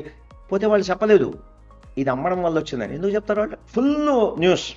మై ఫ్రెండ్స్, ఇప్పుడు చెప్తా, టీవీలో న్యూస్ ఎలా ఉంటుందంటే, ఏ టీవీ ఛానల్ అని నేను చెప్పట్లేదు, జనరల్గా సోషల్ మీడియాలో న్యూస్ కూడా అట్లే ఉంటుంది. టీవీలో ముఖ్యంగా చూస్తుంటారా, టీవీలో చూపించినప్పుడు చార్ట్లు చూపిస్తూ ఉంటారు, ఇలా పెరిగింది, ఈ సంవత్సరం ఎంత పెరిగింది, కాబట్టి ఇక్కడ దాకా ఇది ప్రజెంట్ ఇయర్, పాస్ట్, కాబట్టి ఫ్యూచర్లో ఇలా పెరుగుతుంది అని చూపిస్తుంటారు. ఎస్, చూసారా లేదా? ఎంతమంది చూసారండి టీవీలో ఇటువంటి news? Type in comment box. వాళ్ళ లాజిక్ ఎట్లుంటుందంటే, టీవీలో న్యూస్ చూపించినప్పుడు వాళ్ళు చెప్పేది ఎలా ఉంటుందంటే, ఉదాహరణకు వాళ్ళు చెప్పేది, ఒక 2 సంవత్సరాల పిల్లోడు ఎంత హైట్ పెరుగుతాడు? 2 సంవత్సరాల పిల్లోడు 3 అడుగులు, 3 feet. 2 సంవత్సరాల పిల్లోడు 3 అడుగులు పెరిగితే వాళ్ళు ఏమంటారంటే, ఓ సో 2 సంవత్సరాలకి 3 అడుగులు అంటే 2 ట్రైన్లకు 3 అడుగులు అంటే వాడి వయసు 20 ఏండ్లు వచ్చేటప్పటికి 30 feet అయిపోతుంది అంటారు. అవుతుందా? స్టాటిస్టిక్స్ అలాగే ఉంటాయి. ప్లీజ్ మై ఫ్రెండ్స్, స్టాటిస్టిక్స్కి రియాలిటీకి చాలా తేడా ఉంది. 2 ఏళ్ల వయసులో పిల్లోడు 3 అడుగులు ఉండొచ్చు, కానీ వాడికి 20 ఏండ్లు వచ్చేటికి 30 అడుగులు కాడు. స్టాటిస్టిక్స్ అట్లే ఉంటాయి. ఎంతమందికి బల్బ్ వెలిగిందండి? ఎస్, ఈరోజు ఒక లాజిక్ పాయింట్ నాకు అర్థమైంది, టీవీల్లో వచ్చేది అని చెప్పి చేయండి. మళ్ళీ చెప్తున్నా, information versus influence. You know that how you can influence media. A media అని చెప్పను, చాలా మీడియాలు డబ్బులు కమ్ముడుపోయే మీడియాలు ఉన్నాయి, పేరు చెప్పను. కావాలంటే చూడండి, ఒక టీచరే మంచి లెసన్స్ చెప్తుంటాడు స్కూళ్ళల్లో. ఎన్నిసార్లు కవర్ చేశారు ఆ టీచర్ గురించి? మహా అంటే సంవత్సరంలో ఒక్క రోజు కూడా క్లిప్పింగ్ చేయరు. అదే ఫలానా హీరో, పెద్ద హీరో ఇంకొక హీరోయిన్ పెళ్లి చేసుకున్నాడు అనుకోండి, రోజంతా దాని గురించే. ఆ హీరో ఏం అండర్వేర్ కొనుక్కున్నాడు, హీరో ఏం బనియన్ కొనుక్కున్నాడు, ఆ అమ్మాయి ఏం కొనుక్కుంది, అవి కొనుక్కుంది, క్లోజప్ షాట్లతో సహా చూపిస్తాడు. అదే హీరో ఇప్పుడు ప్రపంచంలో ఎంతోమంది విడాకులు తీసుకుంటున్నారు, దాని గురించి ఎవరు చూపించడు. ఆ హీరోయిన్లు విడాకులు తీసుకున్నాడు అనుకో, అదేదో పెద్ద న్యూస్ లాగా చూపిస్తాడు. వాళ్ళకేంటంటే ఎంటర్టైన్మెంట్ కావాలా, ఇంటెలెక్చువల్ ఎంటర్టైన్మెంట్. సరే, లెటస్ కమ్. సో ఈ విధంగా స్టాటిస్టిక్స్ ఉంటాయి. కాబట్టి చాలామంది నా దగ్గర, సార్ గత 3 ఏళ్ళు ఇంత పెరుగుతుంది కదా సార్, కాబట్టి నెక్స్ట్ ఏళ్ళు అంత పెరగచ్చు అంటే ఎలా పెరుగుతుంది, ఎలా చెప్పగలుగుతావు? కంపెనీలో స్టఫ్ ఉంటే పెరుగుతుంది, కాదని చెప్పను, రైట్? పవర్ ఆఫ్ కాంపౌండింగ్లో స్టఫ్ ఉంటే పెరుగుతుంది. ఇలా అయిపోయి ఆ స్టాక్ ప్రైస్ విపరీతంగా పెరగడం స్టార్ట్ అయిపోయింది. ఎంత పెరిగిందంటే అంత పెరిగింది. ప్రజలు పిచ్చోళ్ళలాగా అయిపోయారు. మీ అందరికీ ఒకటి చెప్తాను, తులిప్ మానియా. రేపు ఒకసారి గూగుల్లో సెర్చ్ చేయండి, తులిప్ మానియా అంటే ఏంటి అని. మన ఇండియన్సే కాదు, ప్రపంచం అంతా పిచ్చోళ్ళు చాలామంది ఉన్నారు. తులిప్ మానియా గూగుల్లో సెర్చ్ చేయని చెప్తా. తులిప్ మానియా అని చాలా రోజుల క్రితం పిచ్చోళ్ళలాగా తులిప్ చెట్లు పెంచేశారండి. ఏమంటే ప్రతి ఒక్కరు కోటీశ్వరుడు అయిపోతాడని మ్యాడ్, దే బికమ్ మ్యాడ్ అని తులిప్ మానియాలో కొంతమంది కోట్లు పోగొట్టుకున్నారు. గూగుల్లో సెర్చ్ చేసి చూసుకోండి. అలాగే మ్యానియాక్ అయిపోతారు. అప్పుడు షేర్ ప్రైస్ పెరగడం స్టార్ట్ అయింది, రైట్? ఇక్కడ ఒక చిన్న లిటిల్ చెప్తా చూడండి. షేర్ ప్రైస్ విపరీతంగా పెరిగింది. కంపెనీ ఏం చేసి మార్కెట్ క్యాప్ పెరిగింది. ఇక్కడ మళ్ళీ చెప్తున్నా, ఇక్కడ చాలా జాగ్రత్తగా వినండి. How operators come in to pictures అనేది మళ్ళీ చెప్తున్నా. ఉదాహరణకు కంపెనీకి 10 కోట్లు ఉన్నది అనుకుందాం, తర్వాత 20 కోట్లు ఉన్నది, 30 కోట్లు, 40 ఏదో అనుకున్నాం కదా. ఈ 40 కోట్లు ఉన్నప్పుడు ఇది ప్రాఫిట్స్. షేర్ ప్రైస్ అనుకుందాం 30 రూపీస్ ఉన్నది, తర్వాత 40 రూపీస్ అయింది, ఇక్కడ 60 రూపీస్ అయింది, తర్వాత నెక్స్ట్ ఇయర్ వాళ్ళు ఎక్స్పెక్ట్ చేసేది 80 రూపీస్ అవ్వచ్చు అని. కానీ కంపెనీ ప్రాఫిట్స్ 10 కోట్లు వస్తాయని ఎక్కడెక్కడి నుంచో కొంచెం ఇన్ఫర్మేషన్ రావడం వల్ల ఆ 60 రూపీస్ నుంచి కాస్త 55కి రావడం స్టార్ట్ అయింది. మెల్లిగా 50కి వచ్చింది, 50 రూపీస్కి వచ్చింది. అప్పుడు కొద్దిగా సెన్స్ చేశారు. అప్పుడు వాళ్ళు బోర్డు మీటింగ్ పెట్టుకున్నారు. ఏమంటే మన షేర్ ప్రైస్ పడిపోతుంది, ఎక్కడో న్యూస్ ఏదో లీక్ అయినట్టుంది, ఎందుకంటే ఈసారి మన అవుట్లెట్స్లో సేల్స్ తగ్గాయి, ఏం చేస్తుంటే అప్పుడు ఆ 200 రూపీస్ క్రోర్ ఐడియా ఇచ్చారు. ఐడియా ఇస్తే అప్పుడు ఇంకొక మెలిక తిరిగారు. ఇంతకుముందు నేను చెప్పాను కదా, ఆపరేటర్స్ అనే వాళ్ళు ఎలా పనిచేస్తారని. ఈ న్యూస్ తెలుసుకున్న తర్వాత కొందరు అదే పనిగా స్ప్రెడ్ చేస్తారు, కొంతమంది పర్పస్ఫుల్లీ స్ప్రెడ్ చేస్తారు, కొంతమంది గాసిప్స్ కూడా స్ప్రెడ్ చేస్తారు. ఇక్కడ జాగ్రత్తగా వినండి. కొంతమంది తెలిసిన వాళ్ళు, బిగ్ ఇన్వెస్టర్స్, అలాగే కొంతమంది ప్రమోటర్స్, కొంతమంది ఇన్స్టిట్యూషన్స్ హ్యాండ్ ఇన్ హ్యాండ్ ఉండేవాళ్ళు, వాళ్ళు ఏం చేశారంటే వాళ్ళకి ఇన్ఫర్మేషన్ తెలిసిపోయింది. ఈ విధంగా కంపెనీ ప్రాఫిట్స్ 200 కోట్లు రావచ్చు, ఎలాగో మనం అనౌన్స్ చేస్తున్నాము అని చెప్పేసి వాళ్ళకి తెలిసిన దాని ద్వారా ఈ షేర్స్ ఎప్పుడైతే 50 రూపాయలు వచ్చాయో అప్పుడు కొనేశారు. అనుకున్న ఈజీనెస్ కోసం చెప్తున్నా, 1,00,000 షేర్లు కొన్నాను అనుకున్నాం, 1 lakh షేర్స్ అంటే వాళ్ళు పెట్టింది ఎంత, 50 లక్షలు పెట్టారు. ఇది నోట్ చేసుకోండి, వెరీ యూస్ఫుల్ ఇన్ఫర్మేషన్. మీకు ఎక్కడ ఏ యూట్యూబ్ ఛానల్లో దొరకదండి, ఇది రియల్గా జరిగింది. ఇది 50 రూపాయలకు కొనేశారు. ఆ తర్వాత స్టాక్ ప్రైస్ ఏమైపోయింది, నెక్స్ట్ వాళ్ళు ఎప్పుడైతే 200 కోట్లు అని చెప్పారో అలా పెరుగుతూ స్టాక్ ప్రైస్ ఆ 80 రూపాయలు ఉండేది కాస్త with in a short span of time 90 అయింది, 100 అయింది, 120 అయింది, లాస్ట్కి 220 దాకా వచ్చేసింది. అప్పుడు ఏం చేశారు, వీళ్ళు 50,000లో కొన్నారు కదా 1,00,000 షేర్లు, ఆ 1,00,000 షేర్లు అమ్మేశారు. 220 ఇంటూ 1,00,000 ఎంత అయింది, 1,00,000 కాదు యాక్చువల్, ఇంకా పెద్ద అమౌంట్ అది. ఆ 50 లక్షలు పెడితే వాళ్లకు 220 లక్షలు వచ్చింది. అంటే exact 170 lakhs profit with in a short span of time. Game అర్థమైందా? ఎంతమందికి గేమ్ అర్థమైందండి? ఒకవేళ అర్థం కాకపోతే రేపు మళ్ళీ దీన్ని ఇంకోసారి చూడండి, లాజిక్ అర్థం చేసుకోండి. ఇలా ప్రతి దాంట్లో జరుగుతుందంటే జరగదు. వాళ్ళు సంపాదించారు, వాళ్ళు లూజ్ అయితే లూజ్ అయ్యారు. మనం లూజ్ కాకుండా ఉండాలంటే యాన్యువల్ రిపోర్ట్స్ చదివితే ఇవి తెలుస్తాయి. ఇది మీకు ఎలా తెలుస్తారంటే చెప్తాను.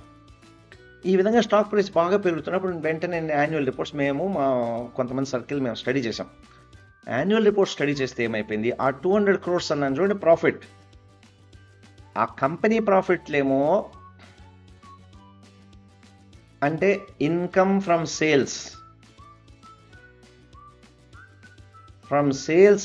10 crores ఉంది. అంతకుముందు ఇన్కమ్ ఫ్రమ్ సేల్స్ 30 crores ఉంది. సో ఇది ఇన్కమ్ ఈ సంవత్సరం 10 crores, లాస్ట్ ఇయర్ 30 crores. వీళ్ళు ఏం చేశారు, income from other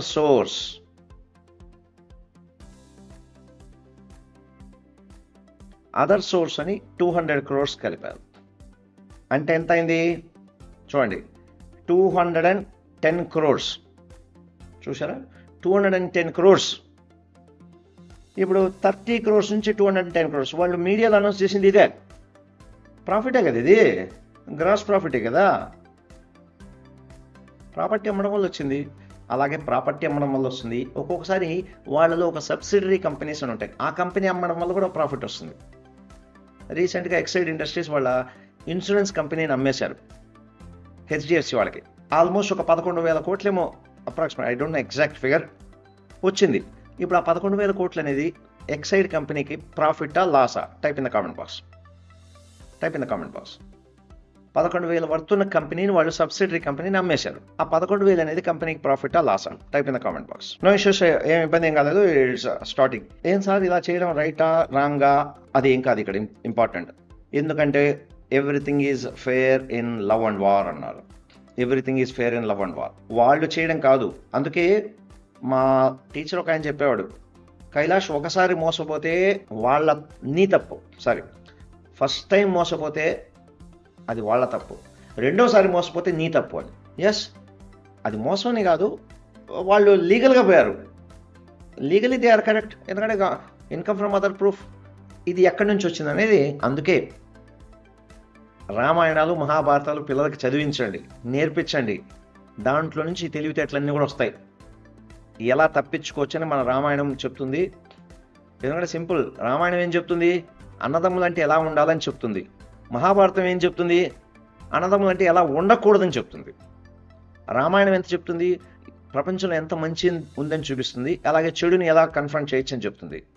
Mahabharatam real లైఫ్కి మిర్రర్ ఇమేజ్. ఇది ఎక్కడి నుంచి వచ్చిందో నేను చెప్తాను. ఇప్పుడు కూడా అదే టెక్నిక్ అమెరికన్స్ యూజ్ చేస్తున్నారు. మహాభారతంలో యూజ్ చేసిన టెక్నికే అమెరికన్స్ యూజ్ చేస్తున్నారు. చాలామంది ట్రాప్లో పడుతున్నారు. చెప్తా వినండి. ఒకసారి ఏమైందంటే మహాభారత యుద్ధం జరుగుతోంది, విపరీతం ఘోరంగా జరిగిపోతుంది. అటువైపు ఏంటంటే ఇక్కడ ద్రోణాచార్యుడు కౌరవుల వైపు ఉన్నాడు, అర్జునుడేమో పాండవుల వైపు ఉన్నాడు. ద్రోణాచార్యుడు ధాటికి తట్టుకోలేకపోతున్నాడు అర్జునుడు. ఎందుకంటే గురువే, శిష్యుడే. ఎక్స్పీరియన్సే ఇన్ఎక్స్పీరియన్సే చేత కావట్లేదు. ఏం చేయాలి, ఇంకా అర్జునుడు చేతులు ఎత్తేస్తున్నాడు, ఇంకా నా వల్ల కాదని. ఎలా అని అంటే రాత్రి అప్పుడు ధర్మయుద్ధం సాయంత్రం 5 గంటలకి యుద్ధం క్లోజ్ చేశారు. రాత్రి కూర్చొని ఆలోచన చేస్తున్నారు ఏం చేయాలని. అప్పుడు కృష్ణుడిని అడిగాడు.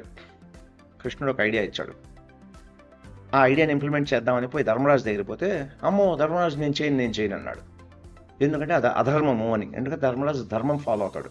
ఏంటి కృష్ణుడు ఇచ్చిన ఐడియా, ద్రోణాచార్యుడి వీక్నెస్ మీద కొట్టండి.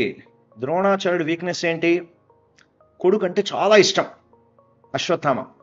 వీక్నెస్ మీద కొడితే ద్రోణాచార్యుడు ఎమోషనల్గా డౌన్ అయ్యాడనుకో, ఎమోషనల్గా డౌన్ అని మనం కొట్టడం చాలా ఈజీ. ఎప్పుడైతే ఎమోషన్ డౌన్ అవుతాడో మనిషి లాజికల్ బ్రెయిన్ పనిచేయడం పోతుంది, స్పృహ తప్పిపోతాడు. అంటే స్పృహ తప్పడంటే కాదు, ఇల్లాజికల్ అయిపోతాడు. అప్పుడు మనిషిని కొట్టడం ఈజీ, ఎమోషనల్గా కొట్టాలి అంటాడు. ఎలా? అప్పుడు చెప్తాడు అశ్వత్థామ చనిపోయినాడని చెప్పండి అని. అప్పుడు ధర్మరాజు అంటే అమ్మో నేను చెప్పను అంటాడు. దానికి సొల్యూషన్ ఏంటి? అప్పుడు ఏం చేస్తాడంటే మహాభారత యుద్ధంలో అప్పటికప్పుడు ఆలోచించి ఒక ఏనుగుని పిలుచుకొని వచ్చి ఏనుగు పేరు అశ్వత్థామ అని పెడతారు. ఎందుకంటే ఒక్కోసారి అధర్మం మీద ధర్మం గెలవాలంటే ధర్మం కూడా అధర్మం చేయాల్సి వస్తుంది అని. ఆ అధర్మం కూడా న్యాయబద్ధంగా చేయాలి, అధర్మాన్ని న్యాయబద్ధంగా చేయాలని. ఎలా? ఒక ఏనుగుకి పేరు పెడతారు అశ్వత్థామ అని. ఇప్పుడు చెప్తారు, బాబు అశ్వత్థామ అని ఏనుగు ఉంది కదా, దాన్ని చంపేస్తాం. అదైతే నువ్వు అనౌన్స్ చేయగలుగుతావు కదా. ఎందుకంటే ద్రోణాచార్యుడు వేరే వాళ్ళ మాటలు నమ్ముతాడో నమ్మడో, కానీ ధర్మరాజు చెప్తే కరెక్ట్గా నమ్ముతాడు. ఇప్పుడు కూడా అంతే కదా, మీరు కూడా ఎవరు చెప్పినా నమ్మరు. ఫలానా ఒక పర్టికులర్ పర్సన్ ఏది చెప్తే అది నమ్మేస్తారు. కొంతమంది పొలిటికల్ లీడర్స్కి ఫాలోయర్స్ ఉంటారు, వాడు చెప్పింది అని వేదం, ఎంత చెప్పినా కాదురా బాబు వాడు మిమ్మల్ని దోచుకుంటున్నాడు అంటే కూడా నమ్మరు, అవునా? అలాగే ఫలానా హీరో చెప్పాడంటే గుడ్డిగా నమ్మేస్తాడు. ఫలానా హీరో ఆ క్రీమ్ రాసుకోండి తెల్లగా అయిపోతారంటే రాసుకునేస్తారు. ఫలానా హీరో ఫలానా డ్రింక్ తాగండి హెల్తీగా ఉంటాడు, ఆ జన్మలో ఆ డ్రింక్ తాగిండాడు ఆ హీరో, కానీ అడ్వర్టైజ్మెంట్లు ఇస్తారు అంతే. అప్పుడు కూడా ద్రోణాచార్యుడికి ధర్మరాజు మీద నమ్మకం, ధర్మరాజు కరెక్ట్గా చెప్తాడని. అప్పుడు ఏం చేశారు? ఏనుగుని చంపేశాడు. అక్కడ జాగ్రత్తగా వినండి, ధర్మరాజు ఏం చెప్పాడు? అశ్వత్థామ హతః అన్నాడు గట్టిగా. అంటే అశ్వత్థామ హతః అంటే చనిపోయాడు అని. గట్టిగా అశ్వత్థామ హతః కుంజరః అన్నాడు. కుంజరః అంటే ఏనుగు అని అర్థం. చిన్నదిగా అశ్వత్థామ చనిపోయాడు అంటే అశ్వత్థామ అనే ఏనుగు చనిపోయింది అని చెప్పడం. గట్టిగా చెప్పాడు అశ్వత్థామ హతః కుంజరః. ఆ కుంజరః చెప్పేటప్పుడు కరెక్ట్గా రాజమౌళి సినిమాలో బ్యాక్గ్రౌండ్ మ్యూజిక్ వచ్చాడు, ఫుల్ బ్యాక్గ్రౌండ్ మ్యూజిక్. సో కుంజరః అనేది వినపడలే డ్రమ్ సౌండ్లో. ఆయన నిజమే చెప్పాడు, లీగలా కాదా, he has done legally, everything legally. Dronacharyudu week అయిపోయాడు, మళ్ళీ అది గెలవడం అంతా పక్కన పెడతాం. లాస్ట్కు ధర్మం గెలిచింది. So everything is fair in love and war. అదే కండిషన్ ఇప్పుడు ఎక్కడ యూజ్ చేస్తున్నారు తెలుసా? పలానా దాంట్లో ఇన్వెస్ట్ చేయండి, పలానా దాంట్లో ఇన్వెస్ట్ చేయండి, పలానా దాంట్లో ఇన్వెస్ట్ చేయండి, లేదా పలానా స్కీమ్లో జాయిన్ అవ్వండి, పలానా దాంట్లో జాయిన్ అవ్వండి, మీకు by 1 get 1 offer, by 3 Sankranti ఆఫర్లో అప్ టు 60% డిస్కౌంట్. చూసారా, అప్ టు 60% డిస్కౌంట్ అనేది ట్యాంగ్ అని పోతాం. కింద జాగ్రత్తగా చూడండి, కళ్ళకు కనపడని దాంట్లో ఏముంది, ఇక్కడ ఏమని రాశాను?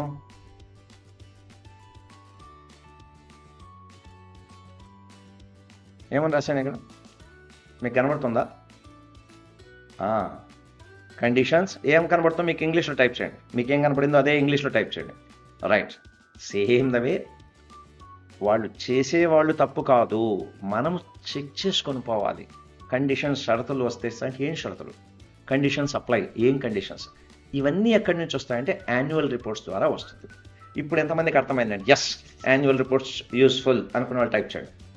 యాన్యువల్ రిపోర్ట్స్ ఎలా స్టడీ చేయాలో చెప్తాను. ఎందుకంటే మనం పోయేటప్పుడు ఎందుకు అని తెలిస్తే కానీ మనకు ఇంట్రెస్ట్ ఉండదండి. చాలామంది పిల్లలు సోషల్ స్టడీస్ చదువుతారు, సోషల్ స్టడీస్ వల్ల ఏం ఇంపార్టెన్స్ అని టీచర్లు చెప్పట్లేదు, అందుకే వాళ్ళు సోషల్ స్టడీస్ చదవట్లేదు. మ్యాథ్స్ బట్టి పట్టిస్తారు, మ్యాథ్స్ వల్ల ఏంటి రియల్ లైఫ్లో యూజు అని ఎవరైనా టీచర్ చెప్తున్నారా? ఫస్ట్ 2-3 రోజులు మ్యాథ్స్ వల్ల యూజెస్ చెప్పిన తర్వాత మ్యాథ్స్ చెప్పమని చెప్పండి, ప్రతి ఒక్కడు మ్యాథ్స్లో జమ అవుతాడు. సైన్స్ వల్ల యూజెస్ ఏంటి, ఎందుకు చదవాలి నువ్వు సైన్సు అని గన రియల్ లైఫ్ ఎగ్జాంపుల్ చెప్పి ఒక 3 క్లాసులు అదే చెప్పి సైన్స్ చెప్పమని చెప్పండి, ఎందుకు పిల్లలు అబ్సెంట్ అవుతారో చూస్తాం. ఎస్, ఇప్పుడు చెప్పండి ఎంతమందికి యాన్యువల్ రిపోర్ట్స్ యూస్ఫుల్ అని? ఎస్, ఎలా చదవాలనేది మళ్ళీ నెక్స్ట్ లెవెల్లో వెళ్దాం మై ఫ్రెండ్స్. ఇది ఈ యాన్యువల్ రిపోర్ట్స్ స్టడీ చేయడం వల్ల వస్తుంది. అట్లా పెద్ద పెద్ద ట్రాప్లు కూడా ఎప్పుడైనా గుర్తుపెట్టుకోండి. ఏదైనా స్టాక్ ఫుల్ రేజ్లో పోతుందంటే యాన్యువల్ రిపోర్ట్స్ చదవండి, ఆ పర్టికులర్ కాలమ్స్ మీకు నేర్పిస్తాను. ఈ రోజు రేపట్లో యాన్యువల్ రిపోర్ట్స్ని ఎలా స్టడీ చేయాలని చూద్దాం.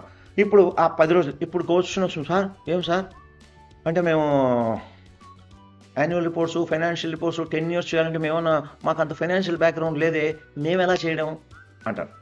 How many people are from financial background? Type it, I'm from finance background, type in the comment box.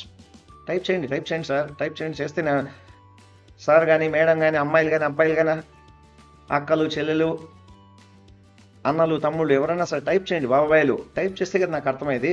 మా వాళ్ళు ఇంట్రెస్ట్గా ఉన్నారు, సార్ టైప్ చేస్తున్నారు సార్ అనేసి, అంటే మీరు ఇన్వాల్వ్ అవుతున్నారని నా ఉద్దేశం. రైట్, ఎంతమంది ఫైనాన్స్ బ్యాక్గ్రౌండ్ నుంచి టైప్ చేయండి, I'm from finance background. Finance background కాని వాళ్ళు I don't know anything about finance type చేయండి, I'm not from finance background. Yes అంటే ఇప్పుడు క్వశ్చన్ వస్తుంది, ఏం సార్ మేమన్నా సీఏ కావాలా? ఏం అవసరం లేదండి. మీరు కానీ పర్మిషన్ ఇచ్చారంటే ఒక 15 నిమిషాల్లో మిమ్మల్ని సీఏ చేస్తాను. సీఏనా అంటే సీఏ చేయను, కానీ సీఏకి ఈక్వల్గా ఎంత కెపాసిటీ ఉంటుందో అంత కెపాసిటీ మీ బ్రెయిన్ అంత స్పీడప్ చేస్తాను సీఏకి ఉన్న కెపాసిటీ. ఎంతమందికి కావాలి? సీఏకి ఉన్న నాలెడ్జ్ ఒక 15 minutesలో నేను తెచ్చేటట్లు చేస్తాను. ఎంతమంది కావాలి? I want CA knowledge. Type in the comment box.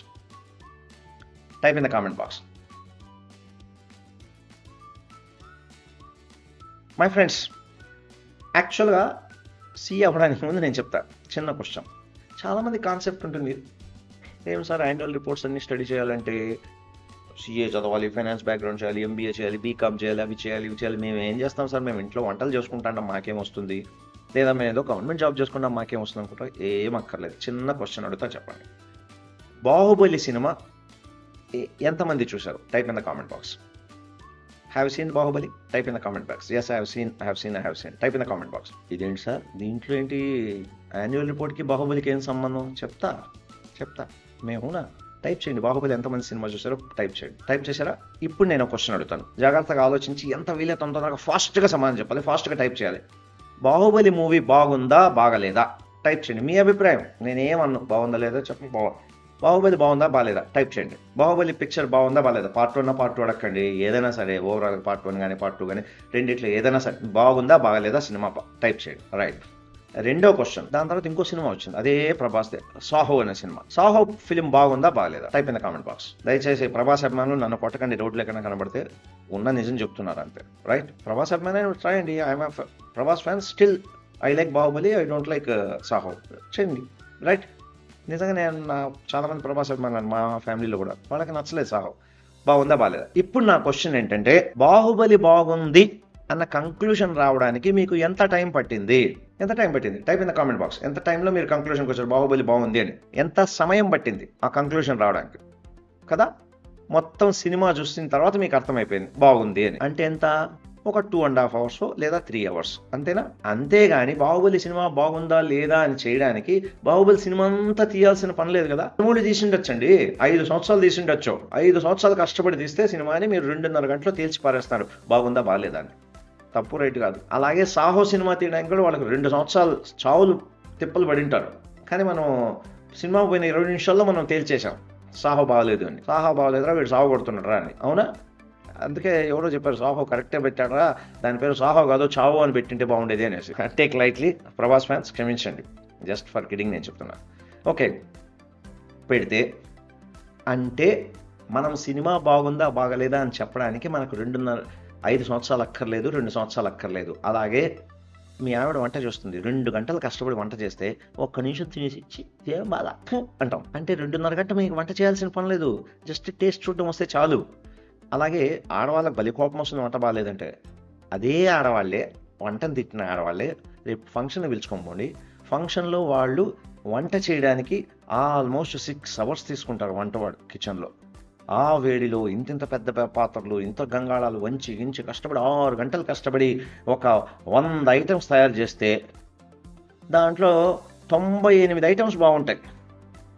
2 items తింటుంది మీ ఆవిడ, చి దరిద్రుడు వీడికి అసలు వంట చేయడమే రాదు, వేస్ట్ కాడు అనేసి వచ్చేస్తున్నాం. అవునా కాదా? ఆ క్వాలిటీ మనలో ఉందా లేదా? ఉందా? ఉన్నవాళ్ళు టైప్ చేయండి, నిజాయితీ ఒప్పుకోండి. Right, that's it. ఆ క్వాలిటీ ఉంటే చాలండి. మీరేం యాన్యువల్ రిపోర్ట్స్ తయారు చేసే పని కంపెనీ సెక్రటరీస్, చార్టెడ్ అకౌంటెంట్స్, మిగతా వాళ్ళ డిపార్ట్మెంట్ కంపెనీ సెక్రటరీస్ వాళ్ళు చేసుకుంటారు. చేయడానికి టైం పడుతుంది, క్యాలిక్యులేషన్స్, అకౌంట్స్ అన్నీ రాయడానికి టైం పడుతుంది, ప్రజెంట్ చేయడానికి టైం పడుతుంది. దాన్ని చూడడానికి అంత టైం పట్టదు.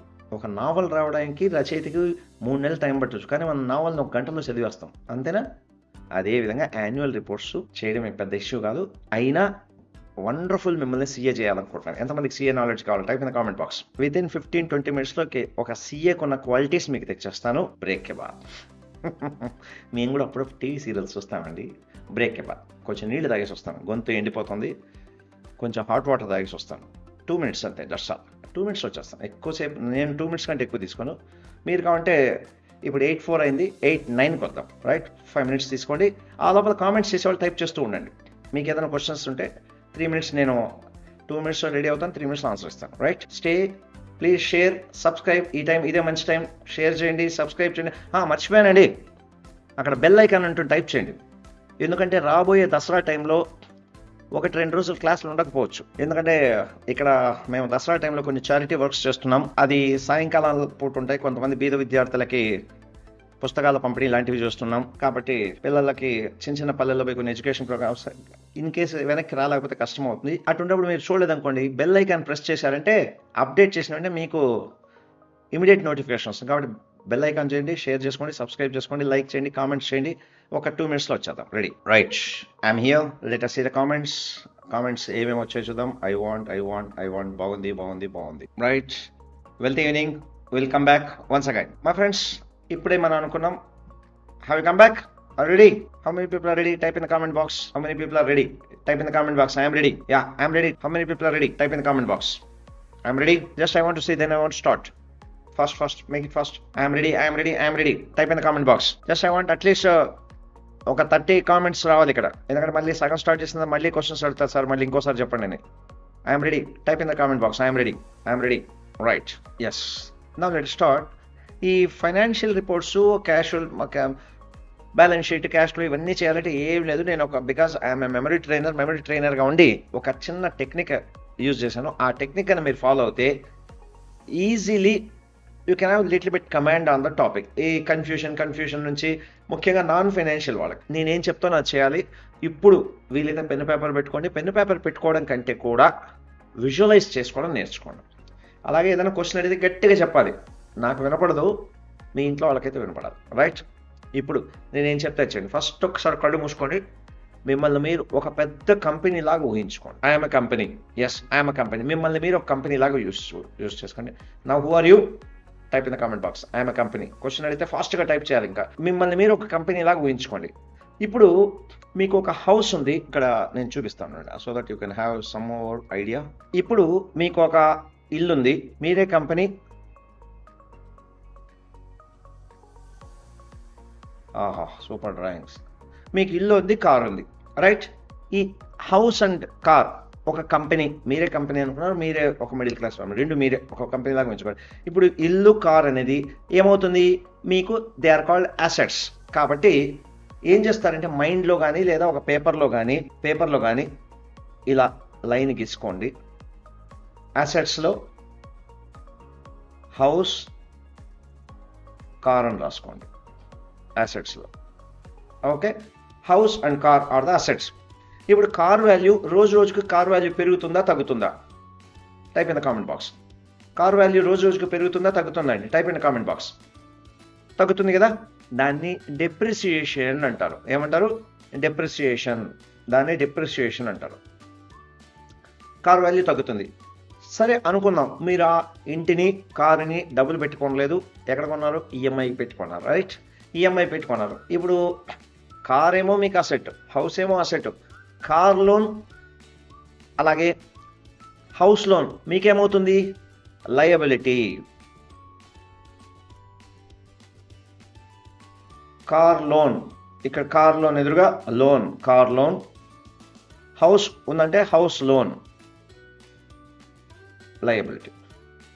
అదొక liability, car loan, house loan. ఇప్పుడు మీరు అనుకుందాం, మీరు ఒక పర్సన్, మీరు మిమ్మల్ని డబ్బు సంపాదించడానికంటే ముందు మిమ్మల్ని ఎవరో పోషించారు. ఎవరు పోషించారు? ఆబ్వియస్లీ ఒక పర్సన్, మీరు అబ్బాయి కానీ అమ్మాయి కానీ ఒక ఏజ్ వచ్చేంత వరకు ఎవరో పోషించిన తర్వాత మీరు డబ్బు సంపాదించారు కదా. ఎస్, డబ్బు సంపాదించారు. ఆ సర్వైవ్ అవ్వడానికి కోసం, సర్వైవ్ అయ్యి మీరు బతకాలి కదా. మీ సపోర్ట్ లివింగ్స్ అందరినీ మీ ఎవరో చదవడానికి కానీ, బట్టలకు కానీ, అన్నిటికీ ఎవరో మీ మీద ఇన్వెస్ట్ చేశారు కదా. ఎవరు? పేరెంట్స్ కదా. ఇప్పుడు ఇలానండి, parents you are my share holder. మీ ఇంట్లో మీ నాన్నగారి ఫోటో ఉంటే చెప్పండి, parent you are my share holder. Okay, మీ నాన్నగారు బతికుంటే నాన్నగారే, లేదు పైన ఉంటే అప్స్టేర్లో ఉంటే అప్స్టేర్లో. Parents are my shareholders. Type in the comment box. అంటే మిమ్మల్ని మీరు ఒక కంపెనీ లాగా ఊహించుకుంటే, మీ కంపెనీ అంటే ఒక పబ్లిక్ ఇష్యూ వచ్చిన కంపెనీ రేజ్ అవ్వడానికి ఒక మిడిల్ క్లాస్ పర్సన్ కానీ ఎవరైనా పిల్లలు పెద్దగా అవ్వడానికి పేరెంట్స్ ఎలా చేస్తారో అలాగే షేర్ హోల్డర్స్. కాబట్టి my parents are my share holder. Type in the comment box. Parents are share holders. Right, అంటే share holders are like a parent of the family. Right, ఆ షేర్ హోల్డర్స్ పెట్టిన amount, share holders invest చేశారు కదా, దాన్ని share capital అంటారు. దాన్ని share capital. దాన్ని accounts లాంగ్వేజ్లో ఈక్విటీ అంటారు. ఇప్పుడు చెప్పండి, ఆ షేర్ క్యాపిటల్ని ఈక్విటీ అనే దాంట్లో రాస్తారు. ఇప్పుడు క్వశ్చన్ ఆలోచించి చెప్పండి. ఈక్విటీ అనేది కంపెనీకి అసెటా లయబిలిటీనా? కంపెనీకి. Type in the comment box. అసెటా లయబిలిటీనా? Type in the comment box. మీరు ఆన్సర్ చూసి నేను ఆన్సర్ చెప్తా. ఫాస్ట్గా టైప్ చేయాలి. ఈక్విటీ అనేది కంపెనీకి అసెటా లయబిలిటీనా? Type in the comment box. Equity అనేది అసెటా లయబిలిటీనా? నేను ఏం చెప్తున్నాను రాసుకోండి, లేదా కామెంట్ బాక్స్లో టైప్ చేయండి, సో దట్ మీకు గుర్తుంటుంది. ఓకే, లేకపోతే ప్యాసివ్ లెర్నింగ్లో ఏమీ గుర్తుండదండి, యాక్టివ్ లెర్నింగ్లోనే ఏ గుర్తున్నా బాగుంటుంది.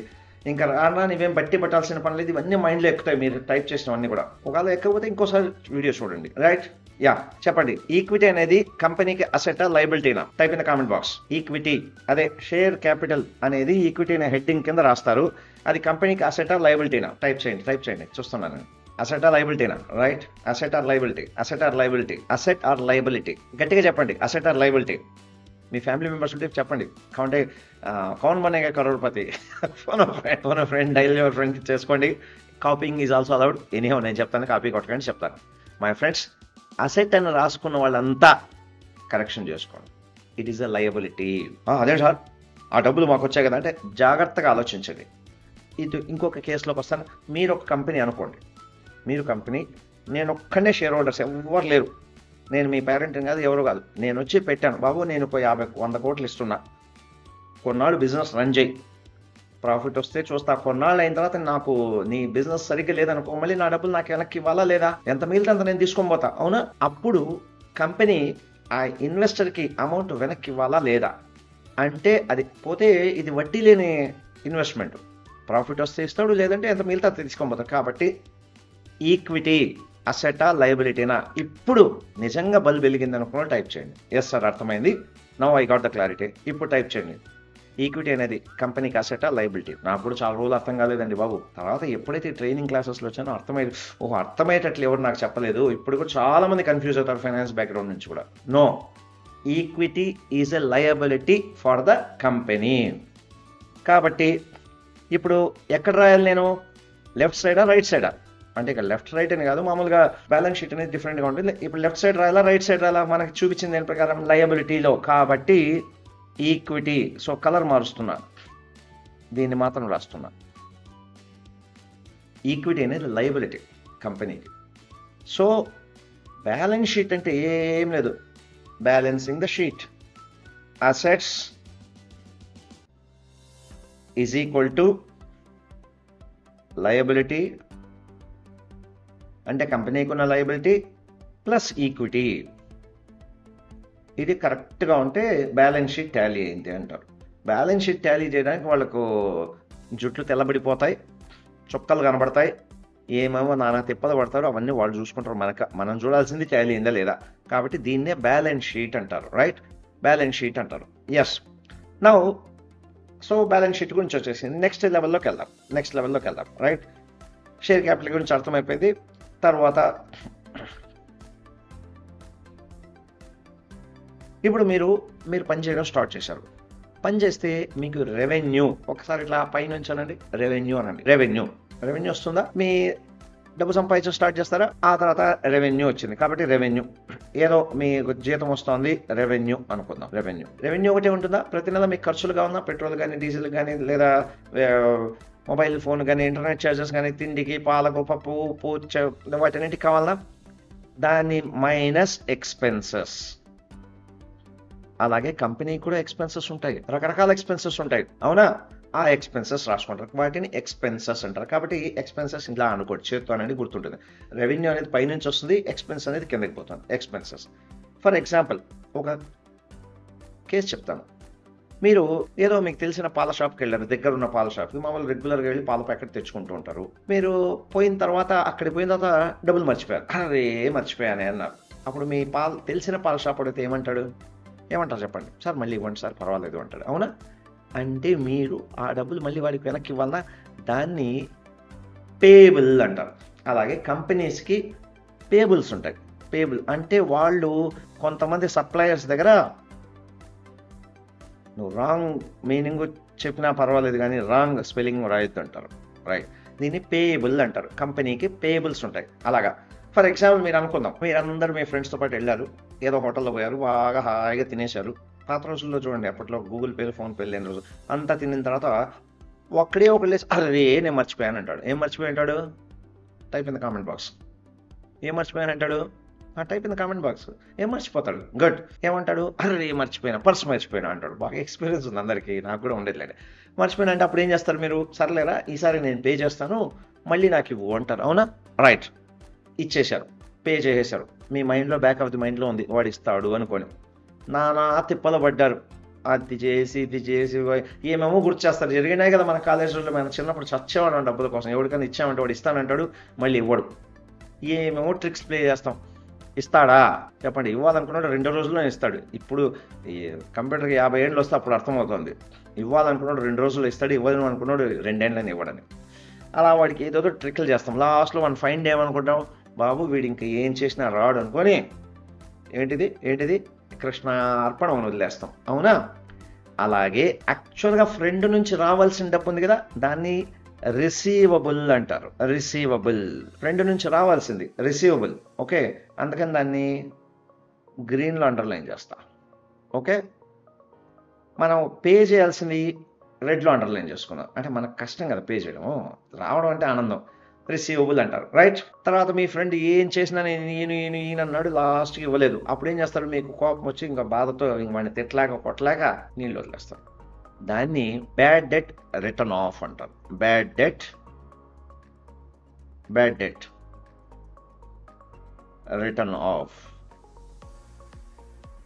అంటే ఇంకా రాదు అని వదిలేయటం. అలాగే పెద్ద పెద్ద కంపెనీస్ కూడా ఒక్కోసారి సప్లైస్ మెటీరియల్ ఇస్తాడు, సప్లైర్ రాత్రి జెండా ఎత్తేస్తుంటాడు. అప్పుడు ఏం చేస్తారు, కంపెనీ రాదు, ఇంకొస్తుందని కూడా రాదు. కొంతమంది డిస్ట్రిబ్యూటర్స్ మెటీరియల్ సప్లై చేస్తారు, ఆల్ ఆఫ్ సడన్ వాడు జెండా ఎత్తేస్తాడు. అలా చాలా పెద్ద కంపెనీస్, మనం అనుకుంటాం పెద్ద కంపెనీస్ మోసం చేస్తాను, కాదు, చిన్న వాడు కూడా మోసం చేస్తాడు. మోసం చేసేవాడు చిన్న పెద్దతో సంబంధం లేదండి, గుర్తుపెట్టుకోండి. మోసం చేసే బుద్ధున్నోడు చిన్న బీదవాళ్ళు కూడా మోసం చేసేవాళ్ళు ఉన్నారు, మిడిల్ క్లాస్లో మోసం చేసేవాళ్ళు ఉన్నారు, రిచ్ క్లాస్లో మోసం చేసేవాళ్ళు. ఆ మోసం చేసే బుద్ధి డబ్బు రావడం వల్ల మారిపోవడం అంటూ ఉండదు, ఆ బుద్ధి అట్లే పెరుగుతూ ఉంటుంది. మంచోడు, బీదవాళ్ళలో మంచోళ్ళు ఉన్నారు, మిడిల్ క్లాస్లో మంచోళ్ళు ఉన్నారు, రిచ్లో కూడా మంచోళ్ళు ఉన్నారు. అలాగే డాక్టర్స్లో మంచోళ్ళు ఉన్నారు, డాక్టర్స్లో ఎదవలు ఉన్నారు. లాయర్స్లో మంచోళ్ళు ఉన్నారు, లాయర్లు కూడా ఎదవ చేష్టలు చేసేవాళ్ళు ఉన్నారు. అన్ని చోట్ల ఉన్నారు. కాబట్టి క్వాలిటీ, డబ్బుతో క్వాలిటీ పెరగదు. ఆ క్వాలిటీ ఏంటంటే డబ్బు రావడం వల్ల మ్యాగ్నిఫై అవుతుంది అంతే. ఎలా అంటే చాలామంది అనుకుంటారు డబ్బు వస్తే మనుషులు చచ్చిపోతారు. సారీ, ఫర్ ఎగ్జాంపుల్ మందు కొట్టేవాడి దగ్గర డబ్బులు వచ్చాయనుకోండి, ఇంకొంచెం మందు కొడతాడు. పుస్తకాలు చదివేదానికి డబ్బులు వస్తే ఏమొస్తాయి, ఇంకొన్ని పుస్తకాలు చదువుతాడు, రైట్. ఒక బ్రాహ్మణుడు పూజలు చేసే అలవాటు, డబ్బులు లేవు, డబ్బు ఎక్కువ వస్తే ఏం చేస్తాడు, పూజ ఇంకొంచెం గ్రాండ్గా చేస్తాడు. అంతే కదా, చూసింటారు కదా చాలా చోట్ల. డబ్బులు ఎక్కువ వస్తే గ్రాండ్గా చేస్తాడు. అదే మందు కొట్టేవాడు, నాటు సారా కొట్టేవాడు, డబ్బులు వస్తే బ్రాండెడ్గా కొట్టాడు, ఇంకా డబ్బులు వస్తే ఫారెన్ లిక్కర్ కొడతాడు. అంతే. కాబట్టి డబ్బులతో కాదు. దీన్ని బ్యాడ్ డెట్ రిటర్న్. అలాగే కంపెనీస్ కూడా బ్యాడ్ డెట్ రిటర్న్ ఆఫ్ అని పోతుంటుంది లాస్. తర్వాత ఫర్ ఎగ్జాంపుల్ మీకు ముందే తెలుసు అనుకోండి, పలానా వాడికి మనం డబ్బు ఇచ్చాం, చచ్చినా రాదు అని ముందే తెలుసు అనుకోండి. కొంతమంది తెలుసు కదా, ఉంటాయి. మా కాలేజ్ రోజుల్లో కూడా ఒక అబ్బాయి ఉండేవాడు. ఆ అబ్బాయి ఒకడు ఉండేవాళ్ళు, సీనా వచ్చి అందరి దగ్గర డబ్బులు తీసుకునేవాడు. బిల్ నేను మళ్ళిస్తా అనేవాడు. మా ఫ్రెండ్ ఒకడు ఉండేవాడు, కరుణాకర్ అని. ఆ అబ్బాయికి ఎప్పుడు బిల్లు కట్టేవాడు. సీన్ ఏమంటాడు, నేను మళ్ళీ ఇస్తాను అంటాడు. కరుణాకర్ కట్టేసి వెళ్ళిపోయాడు. మళ్ళీ సీనా వస్తాడు, కరుణాకర్ కడతాడు. నేను ఒకరోజు అడిగినా, ఏంటి కరుణాకర్ అన్నిసార్లు నువ్వు బిల్లు కడుతున్నావు, వాడు ఎలాగో ఇవ్వడు కదా అని చెప్పిన. అప్పుడు ఏమన్నాడు తెలుసా, ఏం చేయాలి కైలాష్, వాళ్ళ చెల్లెలకి నేను లైన్ వేస్తాను అన్నాడు. అటువంటికి తెలుసు ముందే డబ్బులు రావని. అలాగే కొన్ని గవర్నమెంట్ సర్వీస్లో, because I work, I don't want to name, కొంతమంది వస్తారు హైర్ ఆఫీసర్లు, లోకల్ కాంట్రాక్టర్ కూడా వస్తే, అరే జోబులో డబ్బులు ఇవ్వయా, నువ్వు ఒప్పచ్చి ఇప్పుడు బిల్ చేసి నేను మళ్ళీ ఇస్తా అంటాడు. అది రాదని అందరికీ తెలుసు. దాన్ని ప్రొవిజన్ ఫర్ బ్యాడ్ డెట్ అంటారు. ప్రొవిజన్ అంటే ముందుగానే వాళ్ళు యాంటిసిపేట్ చేస్తారు బ్యాడ్ డెట్ ఇది రాకపోవచ్చు అని. తర్వాత ఇవన్నీ చూడండి, ఇక్కడ రెవెన్యూ ఒకటి ఉంటే ఇవన్నీ ఎక్స్పెన్సెస్ కిందకే వస్తాయి. All come under expenses. రకరకాల ఎక్స్పెన్సెసే, ఒక పేరు వేరే. ఇదన్నీ పోయిన తర్వాత వచ్చేదే ప్రాఫిట్. దీన్ని ప్రాఫిట్ అంటారు. ఓకే, నేనేమో దీన్ని ప్రాఫిట్ అని రాస్తున్నాను. క్లియర్, అర్థమైందండి? ప్రాఫిట్. కంపెనీకి కూడా రెవెన్యూస్ 2-3 స్ట్రీమ్స్ ఉంటాయి. ఎలా అంటే ఒకవేళ కార్ల కంపెనీ అనుకోండి, రెవెన్యూ ఫ్రమ్ సేల్స్, అలాగే రెవెన్యూ ఫ్రమ్ సర్వీసెస్, అలాగే రెవెన్యూ ఫ్రమ్ స్పేర్ పార్ట్స్ అమ్మడం వల్ల వస్తుంది కార్ల కంపెనీకి అయితే. అలాగే రెవెన్యూ ఫ్రమ్ ఏదైనా వాళ్ళ దగ్గర స్క్రాప్ ఉంటుంది, సేల్ చేశారనుకోండి, స్క్రాప్ సేల్ నుంచి కూడా రెవెన్యూ వస్తుంది. అలాగే వాళ్ళ దగ్గర ఏదైనా అసెట్స్ ఉంటే అమ్మితే సేల్ ప్రాఫిట్ వస్తుంది. వాళ్ళు ఎక్కడన్నా పెద్ద పెద్ద దాంట్లో ఇన్వెస్ట్ చేశారనుకుందాం, ఆ ఇన్వెస్ట్ చేయడం వల్ల వచ్చింది కూడా రెవెన్యూ కిందకే వస్తుంది. అలాగే వాళ్ళు ఏదైనా ఒక పేటెంట్ ఉంది, ఆ పేటెంట్ని వేరే కంపెనీకి ఇచ్చారనుకోండి, అది కూడా వాడికి రెవెన్యూనే. అట్లా రకరకాల రెవెన్యూస్ ఉంటాయి. ఇప్పుడు మీ ఇంట్లో ఎక్స్పెన్సెస్ చాలా ఉన్నాయి కదా, ఎక్స్పెన్స్ అనే హెడ్డింగ్ కింద ఉంటాయి. పాల ఖర్చు, పెరుగు ఖర్చు, మొబైల్ ఖర్చు, ఇంటర్నెట్ ఖర్చు, రకరకాల ఖర్చు. మీకైతే మీకు తెలుసు. సేమ్ దాన్నే ప్రాఫిట్, ఇవన్నీ కలిసి ఉన్న దాన్నే ఇన్కమ్ స్టేట్మెంట్ అంటారు. That's it. దీన్నే ఇన్కమ్ స్టేట్మెంట్ అంటారు. ఇదే ఇన్కమ్ స్టేట్మెంట్. Right, clear? అదే ఇన్కమ్ స్టేట్మెంట్ అని. ఇవన్నీ కలిసి ఉన్న దాన్నే ఇన్కమ్ స్టేట్మెంట్ అంటారు. క్లియర్? ఎంతమందికి అర్థమైందండి ఇన్కమ్ స్టేట్మెంట్ అంటే ఎంత అని? ఏమీ లేదు, easy. Right. Now for example, now let us go into next level. మీకు ఇన్కమ్ వస్తుంది, కొన్నాళ్ళు బాగా మీరే ఒక కంపెనీ లాగా ఉన్నారు, మీరు చేసుకున్నారు, మీకు బాగా డబ్బులు వచ్చినాయి. మీరు అనుకున్నారు, అబ్బా నాకు డబ్బులు బాగా వస్తున్నాయి కదా, సరే మా పేరెంట్స్కి నేను గిఫ్ట్ ఇస్తాను అనుకుంటాడు. Right, gift. ఇప్పుడు ఎవరన్నా కొడుకు వాళ్ళ పేరెంట్స్కి ఒక గిఫ్ట్ కొనిచ్చాడంటే మంచి కొడుక, పనికిమాలిన కొడుక? Type in the comment box. Okay madam, ఉన్నారు లేడీస్, నేను కూడా చెప్తాను. ఓకే, ఒక అమ్మాయే. సరే, మీకేం చేశారు, ఇన్కమ్ వస్తుంది అనుకున్నారు, బాగా పెరుగుతోంది, మా పేరెంట్స్కి ఒక గిఫ్ట్ కొనిస్తాను అని అనుకున్నారు. అలా పేరెంట్స్కి ఏదైనా గిఫ్ట్ కొనిస్తే వాడు పనికి మాలిన కొడుక, మంచివాడా? అలాగే కూతురైనా సరే వాళ్ళ తల్లిదండ్రులకి ఏదైనా ఒకటి కొనిస్తాను అంటే మంచివాడా కాదా? Type in the comment box. అలాగే కంపెనీ కూడా ఏం చేస్తుందంటే, share holders are like my parents. వాళ్ళు నా మీద నమ్మకంతో ఇన్వెస్ట్ చేశారు, వాళ్లకు మనం ప్రాఫిట్స్ కొంచెం పంచుదాము అని ఇస్తారు. దాన్నే డివిడెండ్ అంటారు. దాన్నే డివిడెండ్ అంటే కొడుకు గిఫ్ట్ ఇచ్చినాం. ఇప్పుడు చెప్పండి, డివిడెండ్ ఇస్తే మంచి కంపెనీనే కదా? అంటే వాడు డివిడెండ్ వస్తున్నట్టు, ప్రాఫిట్స్ వస్తున్నట్టే. ప్రాఫిట్స్ వస్తున్నాయంటే మనీ మేనేజ్మెంట్ కరెక్ట్గా చేస్తున్నట్లా లేదా? ఒక పాయింట్ ఆలోచించండి. డివిడెండ్ ఇచ్చే స్టేజ్ కంపెనీ ఎదిగిందంటే వాళ్ళు మనీ మేనేజ్మెంట్ చేస్తున్నట్లా లేదా? అంటే కొద్దిగా గొప్ప సేవింగ్స్ ఉన్నాయా లేదా? రైట్, అందుకే డివిడెండ్ ఇస్తారండి companies.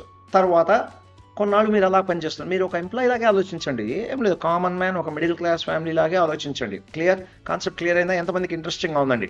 Yeah, it's interesting. Type in the comment box interesting. Yeah, మీరు కొన్నాళ్ళు అయిన తర్వాత అనుకుందాం, ఒక నెలకు ఒక 1000 రూపాయలు సేవ్ చేసుకుంటూ పోయారు, నెక్స్ట్ మంత్ ఇంకో 1000 రూపాయలు సేవ్ చేశారు, అలా సంవత్సరానికి 10,000 వచ్చింది, లేదా నెక్స్ట్ ఇయర్ ఇంకో 5,000 అలా 5-10 ఏళ్ళు అయిన తర్వాత మీ దగ్గర కొంచెం డబ్బులన్నీ మిగిలాయి అనుకోండి. మిగులుతాయి కదా? అంటే డబ్బులు మీ దగ్గర మిగిలాయి అంటే మీరు మనీ మేనేజ్మెంట్ సరిగ్గా చేస్తున్నట్టా లేదా? అలాగే కంపెనీస్ దగ్గర కూడా డబ్బులు మిగులుతాయి అనమాట, అక్యుములేట్ అయిపోతాయి డబ్బులు.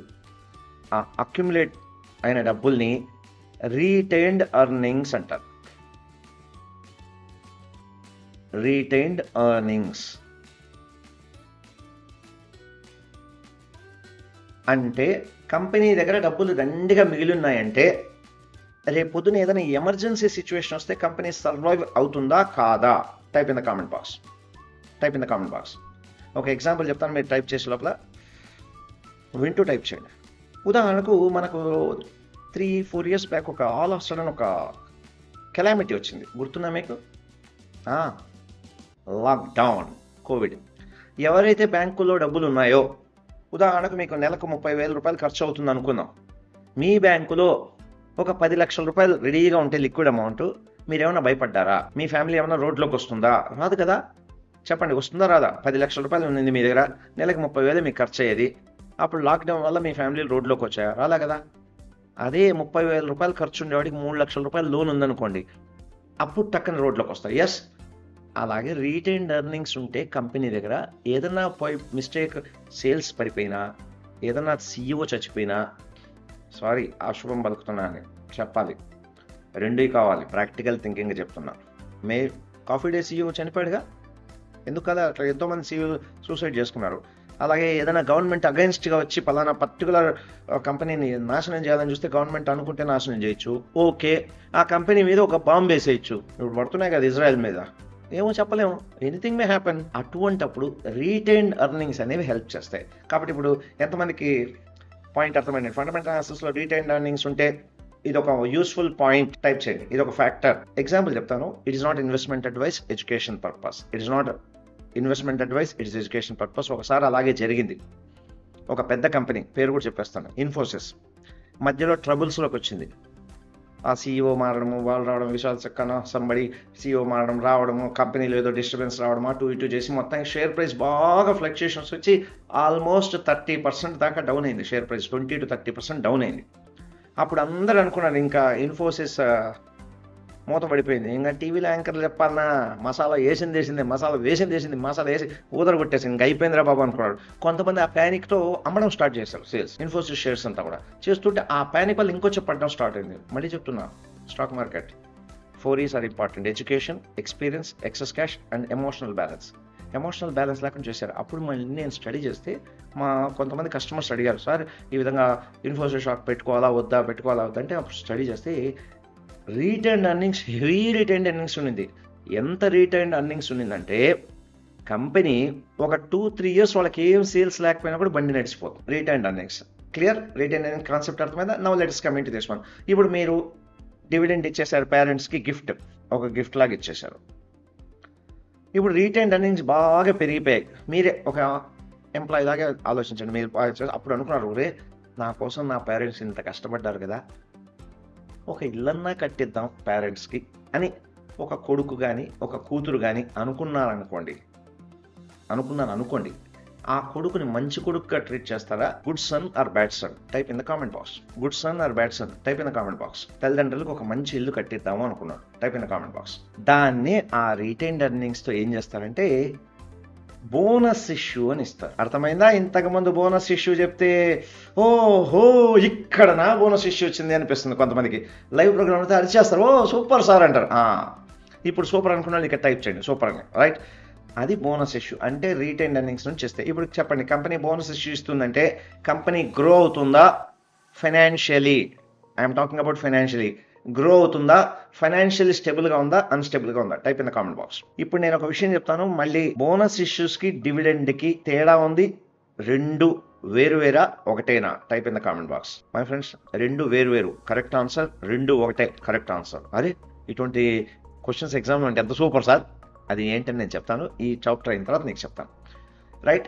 ఇవన్నిటిని dividends, bonus issues, retained earnings కానీ, స్ప్లిట్ షేర్స్ కానీ, రైట్స్ ఇష్యూస్ అనుకున్నాం మనం, గుర్తుందా? రైట్స్ ఇష్యూస్ కానీ, బోనస్ ఇష్యూస్ కానీ, రకరకాల ఈ డీటెయిల్స్ అన్ని ఈక్విటీకి సంబంధించినవన్నీ కలిపి ఒక్క దాంట్లో రాస్తాను. దాన్ని ఈక్విటీ స్టేట్మెంట్, ఓకే? దాన్ని ఈక్విటీ స్టేట్మెంట్ అని రాస్తారు. దాన్ని ఈక్విటీ స్టేట్మెంట్. క్లియర్? సో మనం 3 స్టేట్మెంట్ చూసాం. తర్వాత మీరు బాగా డబ్బు సంపాదిస్తున్నారు, ఎక్కడెక్కడో ఖర్చులు వస్తున్నాయి. ఇప్పుడు ఇన్కమ్ కూడా మీకు బాగా పెరగడం స్టార్ట్ అయింది. ఒక చోట నుంచి ఏమో ఆఫీస్లో నుంచి వస్తుంది, ఓటీలో నుంచి డబ్బులు వస్తుంది, రెంటల్ ఇన్కమ్ వస్తుంది, మీ పొలాల్లో అక్కడెక్కడో ప్రాపర్టీ కొన్నారు, ఆ ప్రాపర్టీ నుంచి ఇన్కమ్ వస్తుంది. అప్పుడు ఎక్కడెక్కడో వస్తుంది, ఇక్కడ డబ్బులు వస్తుంది, ఇక్కడ పోతుంది, ఇక్కడ. ఒక రోజు మీరు అనుకున్నారు చాలా లాభం లేదు, ఇవన్నీ ఒక పద్ధతిగా ఒక లెక్క రాద్దాం అనుకున్నారు. అలా లెక్క రాద్దామని అనుకుని రాస్తే ఏ రోజు వచ్చే ఇన్కమ్ కాదు, అది లోపలికి వచ్చే డబ్బులు, బయటికి పోయే డబ్బులు, ఆ రెండు మాత్రం రాసుకుంటూ పోతున్నారు. అంటే ఇలా గీత గీసుకున్నారు, ఓకే ఈరోజు నాకు ఎంత కలెక్షన్, అంటే పక్కా చిన్న కిరాణా కొట్టు షాప్లో చూద్దాం, ఈరోజు ఎంత కలెక్షన్ అయింది. కలెక్షన్ అండ్ పేమెంట్స్ అంతే. అక్కడ ప్రాఫిటా లాసా కాదు, అక్కడ కలెక్షన్ ఎంత, పేమెంట్ ఎంత. ఎట్లా? ఫర్ ఎగ్జాంపుల్ ఒక రిలయన్స్ రీటైల్ అవుట్లెట్ ఉంటుంది, కలెక్షన్స్ ఏముంటాయి? ఏదన్నా బట్టలు కొన్నారు, ఆ బిల్ వస్తుంది, ఇంకేమేమున్నాయి, పేమెంట్స్ ఉంటాయి. అలాగే హోటల్కి ఏముంటాయి? కలెక్షన్స్, డబ్బులన్నీ వస్తుంటాయి. పేమెంట్స్ ఏంటి? పక్కన సప్లయర్స్కి డబ్బులు ఇవ్వడం, మిగతా ఎలక్ట్రిసిటీ బిల్ ఇవ్వడం, ఆ రోజు పేమెంట్ చేశాడు అనుకుంటే ఎలక్ట్రిసిటీ బిల్లు పేమెంట్ చేస్తాడు. ఇవన్నీ కలెక్షన్స్ పేమెంట్స్ మాత్రం రాసేదాన్ని క్యాష్ ఫ్లో స్టేట్మెంట్ అన్నారు. Cash flow, that's all. దీన్ని క్యాష్ ఫ్లో స్టేట్మెంట్ అంటారండి, సింపుల్. నవ్వు ఇప్పుడు మీకు అర్థమైంది కదా. ఈ ఒక కంపెనీని మనం ఒక పర్సన్ లాగా ఆలోచిస్తే ఈ 4 స్టేట్మెంట్లు వస్తుంది. దెన్ యాక్చువల్గా ఈ ఫైనాన్షియల్ స్టేట్మెంట్స్ అనేది 2 రకాల ఫైనాన్షియల్ స్టేట్మెంట్స్ ఉన్నాయి. ఒకటి వచ్చి main accounts and financial notes అంటారు, రైట్? అది మీకు స్క్రీన్ మీద చూపిస్తాను, ఒక సెకండ్ టైం ఇస్తే చూపిస్తాను. మళ్ళీ ఇంకొకసారి ఫ్లో మీరు మర్చిపోకూడదని చెప్తున్నా. First, you imagine as a company. Now you have a house and car. These are called assets. The car value will decrease every year. This is called depreciation. And however, you do not buy the house and car. This is borrow money from bank. This borrowing is called a liability. Before you can work to earn money, you need to survive. So, need find someone that can support your living. Your parents are your shareholders, right? The money they support you is called share capital. Share capital, which is recorded under equity. That's what. Actually, I used to explain in English because a lot of Telugu people, they are unable to follow. That's the reason. Telugu వాళ్ళ కోసం కొంతమంది ముఖ్యంగా చిన్న ఊర్ల నుంచి అడిగారు, sir తెలుగులో explain చేయండి, తెలుగులో ఎక్స్ప్లెయిన్ చేయండి. ఇప్పుడు నేను తెలుగులో ఎక్స్ప్లెయిన్ చేయడం ఉపయోగం ఉందంటారా? టైప్ చేయండి. Yeah, next asset liability equity are recorded. ఇవన్నీ ఎక్స్పెన్సెస్ అనుకున్నాం. Payables, bad debt return of all we have explain all these things, right? ఇవి క్యాష్ ఫ్లో. ఫైనాన్షియల్ రిపోర్ట్ అంటే ఏం లేదండి, వర్డ్స్ కాదు అది, words, numbers. It is showing the company capacity. What is the company కెపాసిటీని financial reports, annual reports చూస్తుంది. ఇక్కడ 2 రకాల ఫైనాన్షియల్ రిపోర్ట్స్ ఉంటాయి. ఒకటి మెయిన్ అకౌంట్స్. మెయిన్ అకౌంట్స్లో వచ్చి ప్రాఫిట్ అండ్ లాస్ అకౌంట్ మనం తెలుసుకున్నాం, ఎస్. అలాగే బ్యాలెన్స్ షీట్ తెలుసుకున్నాం. స్టేట్మెంట్ ఆఫ్ ఈక్విటీ అంటే ఏంటని తెలుసుకున్నాం, స్టేట్మెంట్ ఆఫ్ క్యాష్ ఫ్లోస్. ఇక్కడ నెక్స్ట్ వచ్చి ఫైనాన్షియల్ నోట్స్. యాక్చువల్గా ఏంటంటే ఈ ప్రాఫిట్ అండ్ లాస్ స్టేట్మెంట్ ఒక షీట్లో చూపించేస్తుంది, బ్యాలెన్స్ షీట్ ఒక షీట్లో చూపించేస్తుంది, statement of change of equity ఒక షీట్లో చూపిస్తాను. అది రియల్గా నేను నేర్పిస్తాను, రేపు చూపిస్తాను. రేపు యాన్యువల్ రిపోర్టే చూపిస్తాను రియల్గా. ఈరోజు థియరీ, రేపు ప్రాక్టికల్. అలా అయితే మీకు అర్థమవుతుంది. లేకపోతే డైరెక్ట్ యాన్యువల్ రిపోర్ట్ చూస్తే మీకు ఎంతో బౌన్స్ అయిపోయి ఏం అర్థం కాదు.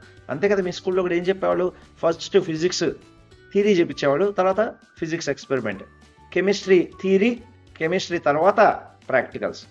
ఏది రావాలి ఫస్ట్, థియరీనా ప్రాక్టికల్సా? Type in the comment box. అప్పుడు అర్థమవుతుంది. డైరెక్ట్ కెమిస్ట్రీలో పోయేసి ఏమి చెప్పకుండా ఈ సల్ఫ్యూరిక్ యాసిడ్ అదేం కాకుండా పోయి డైరెక్ట్ బాటిల్ ఇచ్చి చేయండి అంటే ఏమవుతుంది, ఒళ్ళు కాలుతుంది, అంతేనా, మూతులు కాలుతాయి. ముందే చెప్పారు ఇంకో థియరీలో, బాబు ఇది సల్ఫ్యూరిక్ యాసిడ్, దీన్ని తాకద్దురా, వేలు పెట్టద్దు.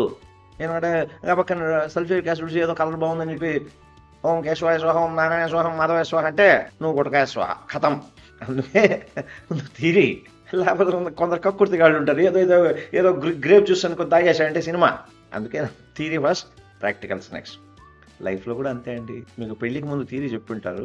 అఫ్ కోర్స్ కొన్ని చోట్ల పెళ్లి విషయంలో థియరీకి ప్రాక్టికల్స్ చాలా తేడా వస్తుంది. Anyhow theory important. Financial notes. ఈ ఫైనాన్షియల్ నోట్స్ ఏంటంటే ఒక స్టేట్మెంట్లో వాళ్ళు ఏం చేస్తారంటే అంతా ఒక షీట్లో ఇస్తారు. ఆ ఒక షీట్లో ఇచ్చిన దాన్ని డీటెయిల్స్ ఉండవు కదా, ఆ డీటెయిల్స్ కోసమని ఈ చేసేదాన్నే నోట్స్ అంటారు, రైట్? ఆ డీటెయిల్స్ని ఎలా చేస్తారో దాన్ని నోట్స్ అంటారు. ఆ నోట్స్లో చూస్తే మీకు డీటెయిల్స్ కనబడతాయి, ఎలా అనేది చూపిస్తాయి. ఇక్కడ ఒక ఫైనాన్షియల్ స్టేట్మెంట్లో ఏం చేస్తారంటే, ఉదాహరణకు ఏదో కార్ల కంపెనీ అనుకున్నాం, సేల్స్ ఫ్రమ్ కార్స్ అంటారు. సేల్స్, ఉదాహరణకు రెవెన్యూ ఫ్రమ్ సేల్స్ అనుకుందాం, రెవెన్యూ ఫ్రమ్ సేల్స్ అని వస్తుంది. ఉదాహరణకు ఒక 50,000 కోట్లు అనుకుందాం, 50,000 కోట్లు. అక్కడ రెవెన్యూ ఫ్రమ్ సేల్స్లో ఏం చేస్తారంటే ఇక్కడ బ్రాకెట్లో రాస్తారనమాట, నోట్ అని, నోట్ నెంబర్ 2 అని. ఎందుకంటే ఒకే పేజ్లో అన్నీ రాస్తే సరిపోదు కదా. అలాగే రెవెన్యూ ఫ్రమ్ సర్వీస్ అని రాస్తారు. ఇక్కడ నోట్లో ఏం చేస్తారంటే నోట్లో అంటే ఈ నోట్లో కాదండి బాబు, నోట్, NOTE, నోట్. ఎందుకంటే ఒకసారి ఏం సార్ నోట్లు వేసుకుంటారండి, నోట్లు కాదు, నోట్, NOTE, నోట్. ఇది అనుకుందాం, ఒక 10,000 కోట్లు అనుకుందాం. తర్వాత రెవెన్యూ ఫ్రమ్ స్క్రాప్, అంటే స్క్రాప్ అమ్మారు లేదా స్పేర్ పార్ట్స్ అమ్మారు, అప్పుడు దాన్ని నోట్ 4 అంటాడు. స్పేర్ పార్ట్స్ అమ్మడం వల్ల కూడా వస్తుంది. మారుతి కంపెనీ అనుకోండి, ఏ మారుతి కానీ హోండా సిటీ కానీ ఏదో ఒకటి, దీనికి ఒక 2,000 రూపాయలు అనేస్తారు, అవునా? ఇది ఒక లైన్లో షీట్లో చూపిస్తారు. కానీ ఈ డీటెయిల్స్ ఈ షీట్ నెంబర్ నోట్ నెంబర్ 2లోకి వెళ్ళారంటే ఆ నోట్ నెంబర్ 2లో డీటెయిల్గా ఉంటాయి. కార్లు అనుకున్నాం, మారుతి కార్ అనుకోండి, స్విఫ్ట్ డిజైర్లు ఎన్ని సేల్ అయ్యాయి, ఆల్టోలు ఎన్ని సేల్ అయ్యాయి, బ్రిజారాలు ఎన్ని సేల్ అయ్యాయి, విటారాలు ఎన్ని సేల్ అయ్యాయి, మొత్తం డీటెయిల్స్ దాంట్లో ఉంటుంది. యూస్ఫుల్. సో ఆ నోట్స్ అనేది ఇంపార్టెంట్. తర్వాత మనం 4 అకౌంట్స్ అనుకున్నాం, ఫైనాన్షియల్ నోట్స్ అనేది వెరీ ఇంపార్టెంట్. తర్వాత ఈ ఫైనాన్షియల్ స్టేట్మెంట్లో 2 రకాల స్టేట్మెంట్స్ ఉన్నాయండి. ఆ ఫైనాన్షియల్ రిపోర్ట్లో ఒకటి అనుకున్నాం, 4 రిపోర్ట్స్ 2 రకాలు ఉంటాయి. ఒకటి interim financial report and annual financial report అంటారు. ఇంటరిమ్ ఫైనాన్షియల్ రిపోర్ట్ అంటే ఏంటంటే, ఇంటరిమ్ ఫైనాన్షియల్ రిపోర్ట్ అంటే SEBI has made mandatory that ప్రతి కంపెనీ, లిస్ట్ అయిన ప్రతి కంపెనీ ఎవ్రీ క్వార్టర్ మీరు రిపోర్ట్ ఇవ్వాలి. అన్ఆడిటెడ్ రిపోర్ట్స్ అంటారు. క్వార్టర్ అంటే ఏంటి? ఇదా కాదు, మనకు ఎప్పుడు మైండ్లో అదే వస్తుంది క్వార్టర్ అంటే. నేను బయట కూడా చెప్తా, ఏమంటే క్వార్టర్ రిపోర్టా టక్కని నిలేస్తాడు. ఏం సార్ క్వార్టర్ మాకు 90 ml లేదా అంటారు, వద్దు బాబు ఫుల్ లేదా అంటారు. కాదు, క్వార్టర్ అంటే ఏంటంటే తెలియని వాళ్ళ కోసం చెప్తున్నాను. సంవత్సరాన్ని ఫైనాన్షియల్ ఇయర్ ఏప్రిల్ నుంచి స్టార్ట్ అయితే నెక్స్ట్ మార్చ్ వరకు ఇయర్ అంటారు, ఫైనాన్షియల్ ఇయర్. ఓకే, దాన్ని 4 పార్ట్లు చేస్తారు. అంటే ఫస్ట్ క్వార్టర్ ఏప్రిల్, నేను చిన్నగా రాస్తున్నా, మే, జూన్ ఫస్ట్ క్వార్టర్. అలాగే జూలై, ఆగస్ట్, సెప్టెంబర్ ఇది సెకండ్ క్వార్టర్ అంటారు. నెక్స్ట్ అక్టోబర్, నవంబర్, డిసెంబర్ కలిపి థర్డ్ క్వార్టర్ అంటారు. నెక్స్ట్ జాన్, ఫిబ్,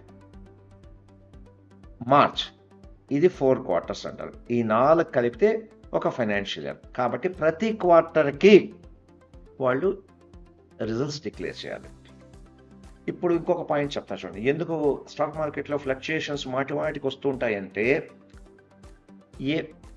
6,000 కంపెనీస్ ఉన్నాయి బాంబే స్టాక్ ఎక్స్చేంజ్లో. ఓకే, 600,000+. నేషనల్ స్టాక్ ఎక్స్చేంజ్లో 2,000+ ఉన్నాయి.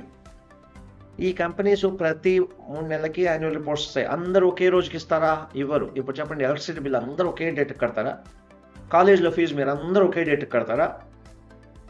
టెలిఫోన్ బిల్ అందరూ ఒకే డేట్కి కడతారా? నెట్ బిల్ ఒకే డేట్కి కడతారా? ఇన్కమ్ ట్యాక్స్ రిటర్న్సే చూసుకోండి, అందరూ ఒకే రోజులో కడతారా? కట్టరు కదా. లోకో భిన్న రుచి, జెహోకో రుచి, పుర్రెకో బుద్ధి. వాడి ఇష్టం, ఎవడి పాటు వాడి కింగ్. అందువల్ల ఈ కంపెనీస్ కూడా యాన్యువల్ రిపోర్ట్స్ రిలీజ్ చేసిన, క్వార్టర్లీ రిపోర్ట్స్ రిలీజ్ చేసినప్పుడు ప్రైస్ ఫ్లక్చుయేషన్స్ వస్తాయి. ఎలా అంటే, ఫర్ ఎగ్జాంపుల్ ఈ క్వార్టర్లో మారుతి కార్ సేల్స్ తగ్గింది అనగానే అయ్యో సేల్స్ ఎక్కువైంది అని ముందు రోజు ఫస్ట్ రోజు ఒకటి చెప్పాను, గుర్తుందా? ఎవడో ఒకడు హైదరాబాద్లో విండోలో చూస్తూ ఉంటాడు, టక్కన వర్షం పడుతుంది. అమ్మో ఇప్పుడు వర్షం పడిందంటే వేరుశనగ పంట సర్వనాశనం అవుతుంది అంటాడు గట్టిగా. పక్కన అవునంట, వేరుశనగ నాశనం అయిపోతుంట. అమ్మో చూస్తాడు, మహారాష్ట్రలో కూడా వర్షం పడుతుంది, బాంబేలో వర్షం పడుతుంది. అయ్యో అట్లయితే మహారాష్ట్ర వేరుశనగ పంట పాయం, ఆంధ్రాలో పంట కూడా నాశనం. అట్లా కొనేరా, అది కొనేరా, వేరుశనగ పంట నాశనం అయిపోతుంటే ఉన్న వేరుశనగ అంతా స్టాక్ చేసి పెట్టుకుంటాడు. లాస్ట్లో పోయి చూస్తే అప్పటికప్పుడు స్టాక్స్ కొనడం అమ్మడం అయిపోతుంది, అంటే వేరుశనగ స్టాక్స్. లాస్ట్లో చూస్తే బాంబేలో వర్షం పడుతుంది, నాగపూర్లో అస్సలు వర్షం పట్టంలా. హైదరాబాద్లో వర్షం పడుతుంది, వేరుశనగ బండి అనంతపూర్లో అస్సలు వర్షం పట్టంలా. So ground reality theater. ఆ విధంగా రిజల్ట్స్ వచ్చినప్పుడు స్టాక్ ప్రైస్ ఫ్లక్చుయేషన్స్ వస్తాయి. ఎంతమందికి ఈ పాయింట్ అర్థమైంది? Yes, I got. ఇది ఒక wonderful point, type in the comment box. Yes, it's a wonderful point, type in the comment box. ఇలా ప్రతి క్వార్టర్స్ కి ఇచ్చేదాన్ని ఇంటరిమ్ ఫైనాన్షియల్ రిపోర్ట్ అంటారు. Publish quarterly, semi-annual or unidentified prepared in a condensed form. Next వచ్చి annual financial report అంటే March 31 రోజుకి year అయిపోతుంది. 31 March year complete అయిపోతే దాని తర్వాత ఒక 2-3 నెలలు టైం తీసుకొని మొత్తం రిజల్ట్స్ అన్ని కరెక్ట్ చేసి క్రోడీకరించి వాళ్ళు యాన్యువల్ రిపోర్ట్లో టెక్స్ట్ అన్ని రాసి ఒక జనరల్ బాడీ మీటింగ్ పెట్టి బోర్డ్ ఆఫ్ డైరెక్టర్స్ అందరూ కలిసి మీటింగ్లో ప్రపోజ్ చేసి ఈ ఇయర్ ఎంత వచ్చింది, మనం ఏం చేద్దాం, దీన్ని డివిడెండ్లు ఇద్దామా, బోనస్ ఇద్దామా, లేదా దాన్ని రీఇన్వెస్ట్ చేద్దామా, లేదా మన దగ్గర ఉన్న డబ్బుల్ని బ్యాంకులు వేసి పెడదామా, బంగారం కొందామా, లేదా స్థలాలు కొందామా, లేదంటే ఉన్న డబ్బుల్ని ఇంకో బిజినెస్లో ఏదైనా కొత్త బిజినెస్లు వస్తే వెళ్దామా అనేసి చేస్తారు. దాన్ని 31 మార్చ్కి ఎప్పుడైతే క్లోజ్ చేస్తారో దాన్ని ఫైనల్ యాన్యువల్ రిపోర్ట్ అంటారు. దాన్ని ఫైనల్ యాన్యువల్ రిపోర్ట్ అంటారు. దీన్నే ఏఆర్ అంటారు. ఓకే, యాన్యువల్ రిపోర్ట్ అంటారు. ఈ యాన్యువల్ రిపోర్ట్స్లో కూడా 2-3 ఉన్నాయి. అది తెలుసుకొని రేపు యాన్యువల్ రిపోర్ట్స్ డీటెయిల్గా వెళ్దాం ఒక్కొక్క స్టెప్. రైట్, ఈ యాన్యువల్ రిపోర్ట్స్లో ఏంటంటే, ఒకటి స్టాండ్ అలోన్ అంటారు, రెండోది వచ్చి కన్సాలిడేటెడ్ అంటారు.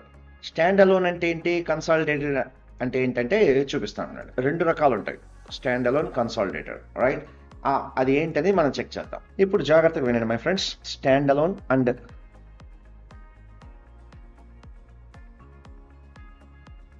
స్టాండ్ అలోన్ అంటే ఒంటరిగా లేచి నిలబడ్డం.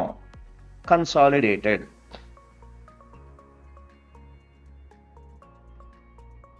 అంటే ఇప్పుడు స్టాక్ మార్కెట్లో ఉన్న కంపెనీస్ కొన్నాళ్ళు ప్రాఫిట్స్ ఎంత చేస్తే ఇంకొక కంపెనీని కూడా సబ్సిడరీ కంపెనీస్ తయారు చేసుకుంటారు. సబ్సిడరీస్ కానీ ఎందుకని రీజన్ చెప్తాను. ఉదాహరణకు మీరే బిజినెస్లో ఉన్నారండి, చిన్న ఎగ్జాంపుల్ చెప్తాను అర్థమవుతుంది. మీరు ఒక హోటల్ నడుపుతూ ఉన్నారు. హోటల్ చిన్నగా ఉన్నప్పుడు ఏం చేశారు, ఇడ్లీ కావాల్సిన పిండి ఏదో షాప్ నుంచి తెచ్చుకుంటున్నారు, అలాగే గోధుమ పిండి ప్యాకెట్లు తెచ్చుకుంటున్నారు. కొన్నాళ్ళు అయిన తర్వాత మీకు ఎక్కువ అయిపోయిన తర్వాత ఎందుకురా గోధుమ పిండి ప్యాకెట్లు తెచ్చుకుంటే నాకు ఎక్కువైంది, అదే గోధుమ పిండి మిషనే నేను పెట్టుకుంటే నాకు తక్కువ రేటుకి వస్తుంది అని పెట్టుకుంటారు. అప్పుడు గోధుమ పిండి మిషనే ఒకటి కొత్తది కొని పెట్టేశాడు అనుకోండి, అదొక సపరేట్ కంపెనీ లాగా పెడితే ఆ గోధుమ పిండి తయారు చేసే మిషన్లో మీకు స్టేక్ ఉంటుంది, రెగ్యులర్ హోటల్లో కూడా స్టేక్ ఉంటుంది, అవునా? అలాగే మీకు ఇంకేదో వస్తువులు సప్లై ఉంటుంది, వేరుశనగలు. ఎందుకు వేరుశనగలు వాడి దగ్గర కొనుక్కోవడం, నేనే ఒక పొలం కొనుక్కుంటా, ఆ పొలంలో పండించుకున్న నా వేరుశనగలే నేను వాడుకుంటా అంటే ఆ పొలం అనేది మీకు సబ్సిడరీ. అలాగే కంపెనీస్ ఏం చేస్తాయంటే వాళ్ళకి కావాల్సిన రా మెటీరియల్ కోసం కొన్ని కంపెనీస్ పెట్టుకుంటాయి. ఎవరి దగ్గర ఎందుకు రా మెటీరియల్ నేనే తీసుకుంటాను, ఓకే? రెడీమేడ్ షాప్ అనుకోండి, బట్టలు కాటన్ క్లాత్ ఎవరి దగ్గర తీసుకుంటుంటారు, సింథటిక్ క్లాత్ తెచ్చుకుంటుంటారు, చైనా నుంచి తెచ్చుకుంటున్నాడు అనుకోండి. ఈసారి చైనా వాళ్ళ కాస్టులు పెరిగిపోతున్నా నాకు విపరీతంగా ఉంటున్నప్పుడు ఏం చేస్తాడు, ఎందుకు చైనా నుంచి తెచ్చుకోవడం, నేనే ఒక కంపెనీ పెట్టుకుంటా అంటాడు. బోర్డ్ ఆఫ్ డైరెక్టర్స్లో మన దగ్గర డబ్బులు మిగిలాయా, కంపెనీ పెడితే మనకు బాగా మిగులుతుంది అంటాడు. అలాగా ఒక కంపెనీ స్టార్ట్ చేస్తాడు. ఒక కంపెనీ నుంచి 2 కంపెనీలు, 3 కంపెనీలు, 4 కంపెనీలు చేస్తారు. అలాగే ఒక పెద్ద కంపెనీ ఏం చేస్తుందంటే వేరే చోట మంచి ఆపర్చునిటీ వచ్చినప్పుడు అక్కడ కూడా వాళ్ళు ఇన్వెస్ట్ చేస్తారు. అప్పుడు ఈ మెయిన్ కంపెనీ, ఇక్కడ చెప్తా చూడండి, ఈ మెయిన్ కంపెనీ ఒకటి ఉంది, ఇది ఒక మెయిన్ కంపెనీ అనుకుందాం, ఓకే? ఒక మెయిన్ కంపెనీ, పెద్ద కంపెనీ. వాళ్ళు ఇంకొక చిన్న కంపెనీని స్టార్ట్ చేశారు. ఏ అనే కంపెనీ, బి అనే కంపెనీని స్టార్ట్ చేశారు అనుకుందాం, ఓకే? ఈ బి అనే కంపెనీలో, ఈ ఏ అనే కంపెనీకి బి అనే కంపెనీలో 51% రాసి ఎన్నాళ్ళైందండి బాబు రాయడమేలా, 51% స్టేక్ ఈ కంపెనీలో ఉందనుకోండి. ఇప్పుడు B is a subsidiary of A. అలాగే ఏకి ఇంకో కంపెనీ ఉందనుకుందాం, సి అనే కంపెనీలో ఇన్వెస్ట్ చేశారు. సి దీంట్లో కూడా 51% కంటే ఎక్కువ ఉందనుకోండి. C is a subsidiary of A, okay? C is a subsidiary of A. For example A అనే కంపెనీ ఇక్కడ వేరే కలర్తో చేస్తాం, డి అనే కంపెనీలో ఇన్వెస్ట్ చేసింది, ఓన్లీ 20% ఉంది స్టేక్.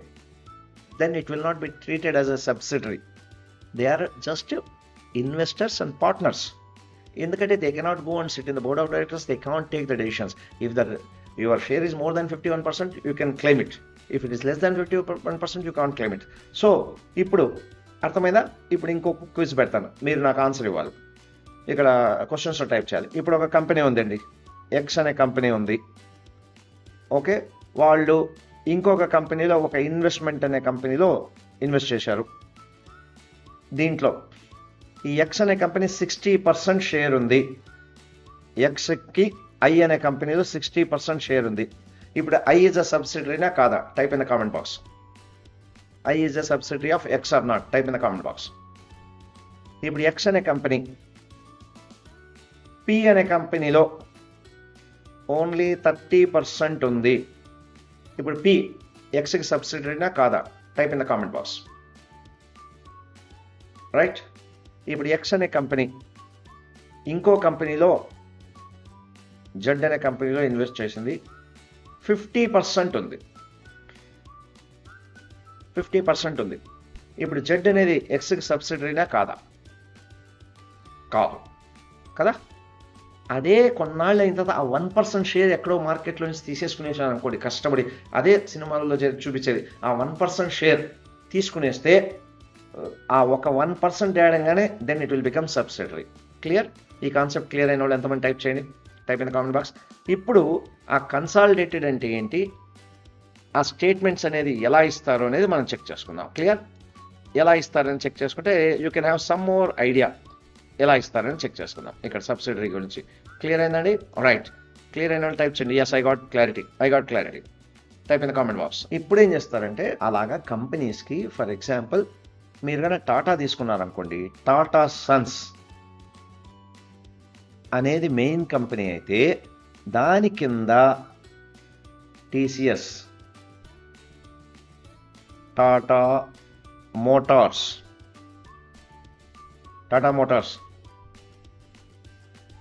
రైట్? టాటా మోటార్స్, అలాగే Tata chemicals,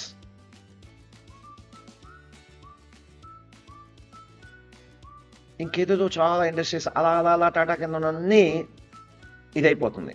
right? Almost Tata కింద 100+ కంపెనీస్ ఉన్నాయి, 100+ కంపెనీస్. అలాగే ఎల్ఎన్టీలో చూశారంటే మోర్ దెన్ 180 కంపెనీస్ ఉన్నాయి.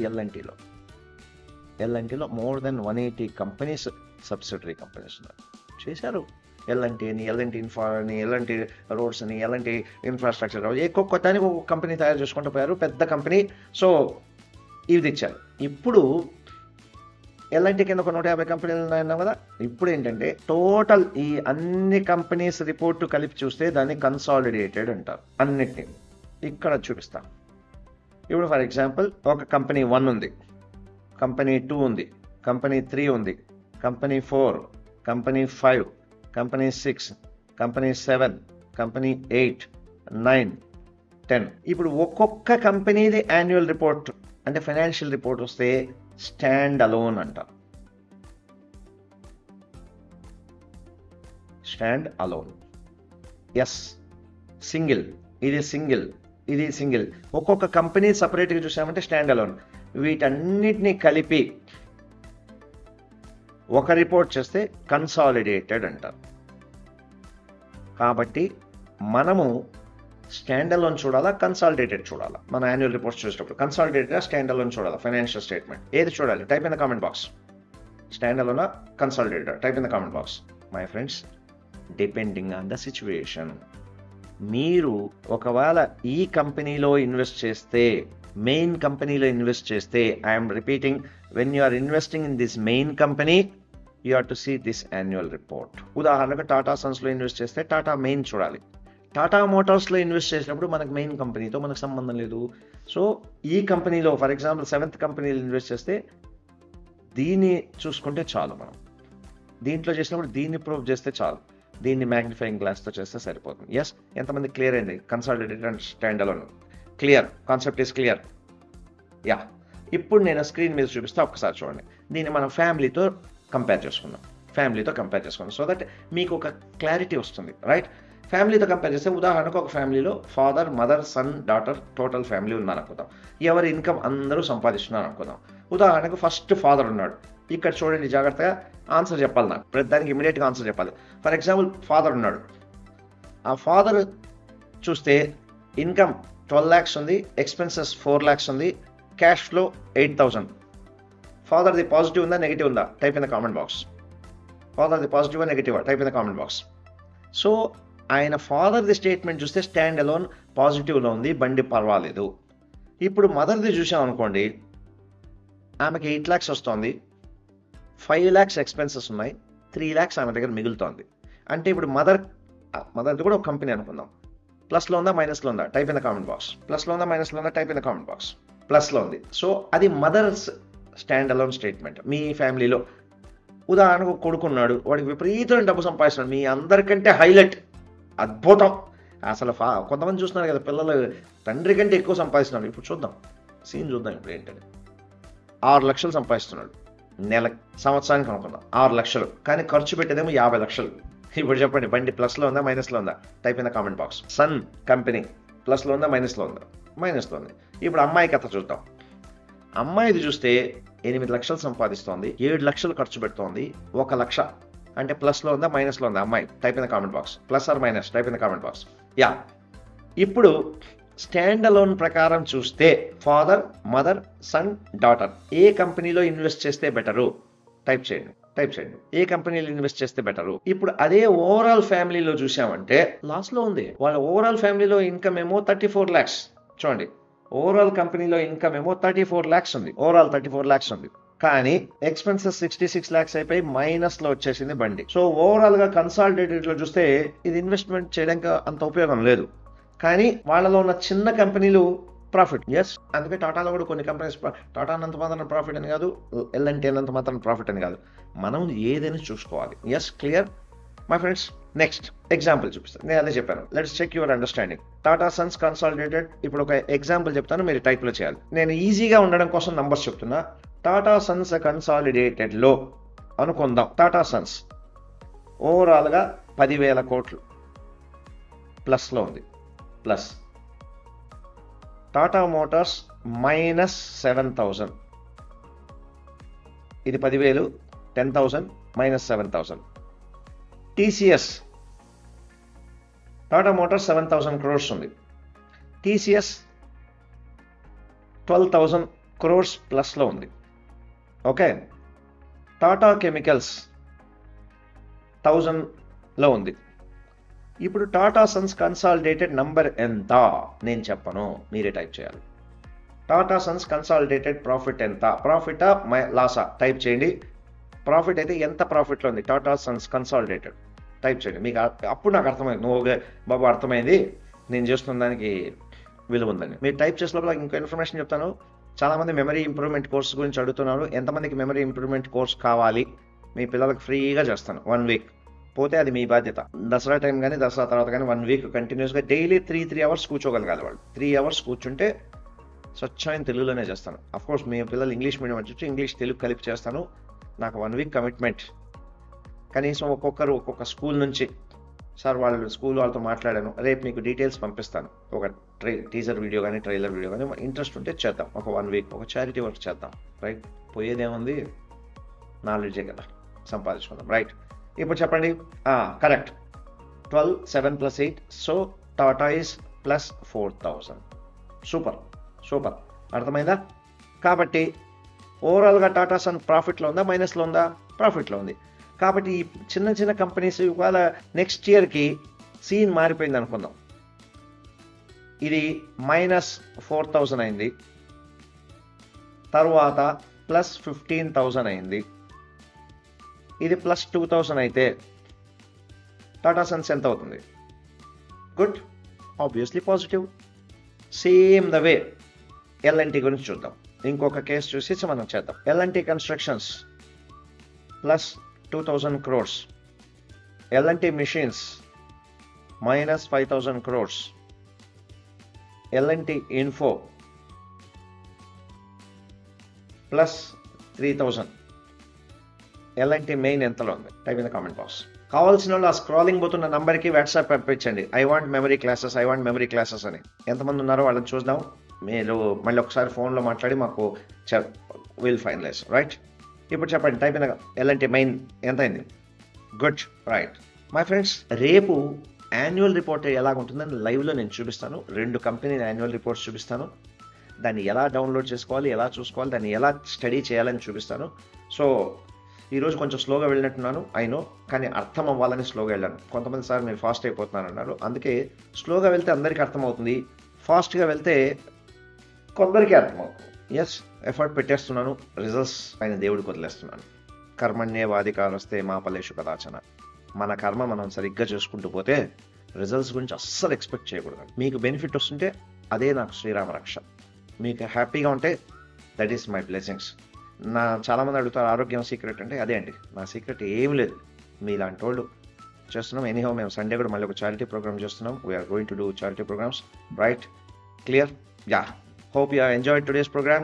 What are the benefits you got from today's program? Type in the comment box. రేపు యాన్యువల్ రిపోర్ట్ గురించి డీటెయిల్గా వెళ్దాం. రైట్, తర్వాత ఇన్కమ్ స్టేట్మెంట్, బ్యాలెన్స్ స్టేట్మెంట్లు కూడా చేద్దాం. What benefit you got from today's workshop? Just type చేసేసేయండి. ఎవరైతే గూగుల్ రివ్యూస్లో చేయలేదో దయచేసి మా గూగుల్ రివ్యూస్ పేజ్లోకి వెళ్ళి ఒకసారి టైప్ చేయండి. దీన్ని షేర్ చేయండి, సబ్స్క్రైబ్ చేయండి, లైకులు కొట్టండి. బస్సు ఒకసారి మీకు ఏదైనా అర్థం కాకపోతే మళ్ళీ ఇంకొకసారి డీటెయిల్గా చూడండి. And really thank you very much for watching this and patiently. మీకు అలాగే మీ ఫ్యామిలీ మెంబర్స్కి, మిమ్మల్ని అలౌ చేస్తున్న మాతృమూర్తులందరికీ నమస్కారం. ఎందుకంటే మీరు ఒక 2 అవర్స్ కూర్చుంటే మగవాళ్ళు అయితే, మీ ఆవిడ మిమ్మల్ని అలౌ చేస్తుంటే ఆమె గొప్పతనం అది. అలాగే లేడీస్, మీరు ప్రోగ్రామ్ ఎంతసేపు 2 అవర్స్ చూస్తున్నారంటే చాలామంది లేడీస్ చూస్తున్నాను. Super, go and give thanks for your husband. పెళ్ళైన వాళ్ళైతే, లేదా మీ పేరెంట్స్కి, పెళ్లి కాని వాళ్ళైతే పేరెంట్స్ థ్యాంక్స్ చెప్పండి. అండ్ అన్నిటికంటే ఇంపార్టెంట్, మనం ఇవన్నీ చేయడానికి శక్తినిచ్చిన దేవుడిని ప్రార్థించండి. మీ ఏ కులమైనా పర్లేదు, ఏ మతమైనా పర్లేదు. Thank you very much. Till we meet again, enjoy every bit of life. Good night, bye.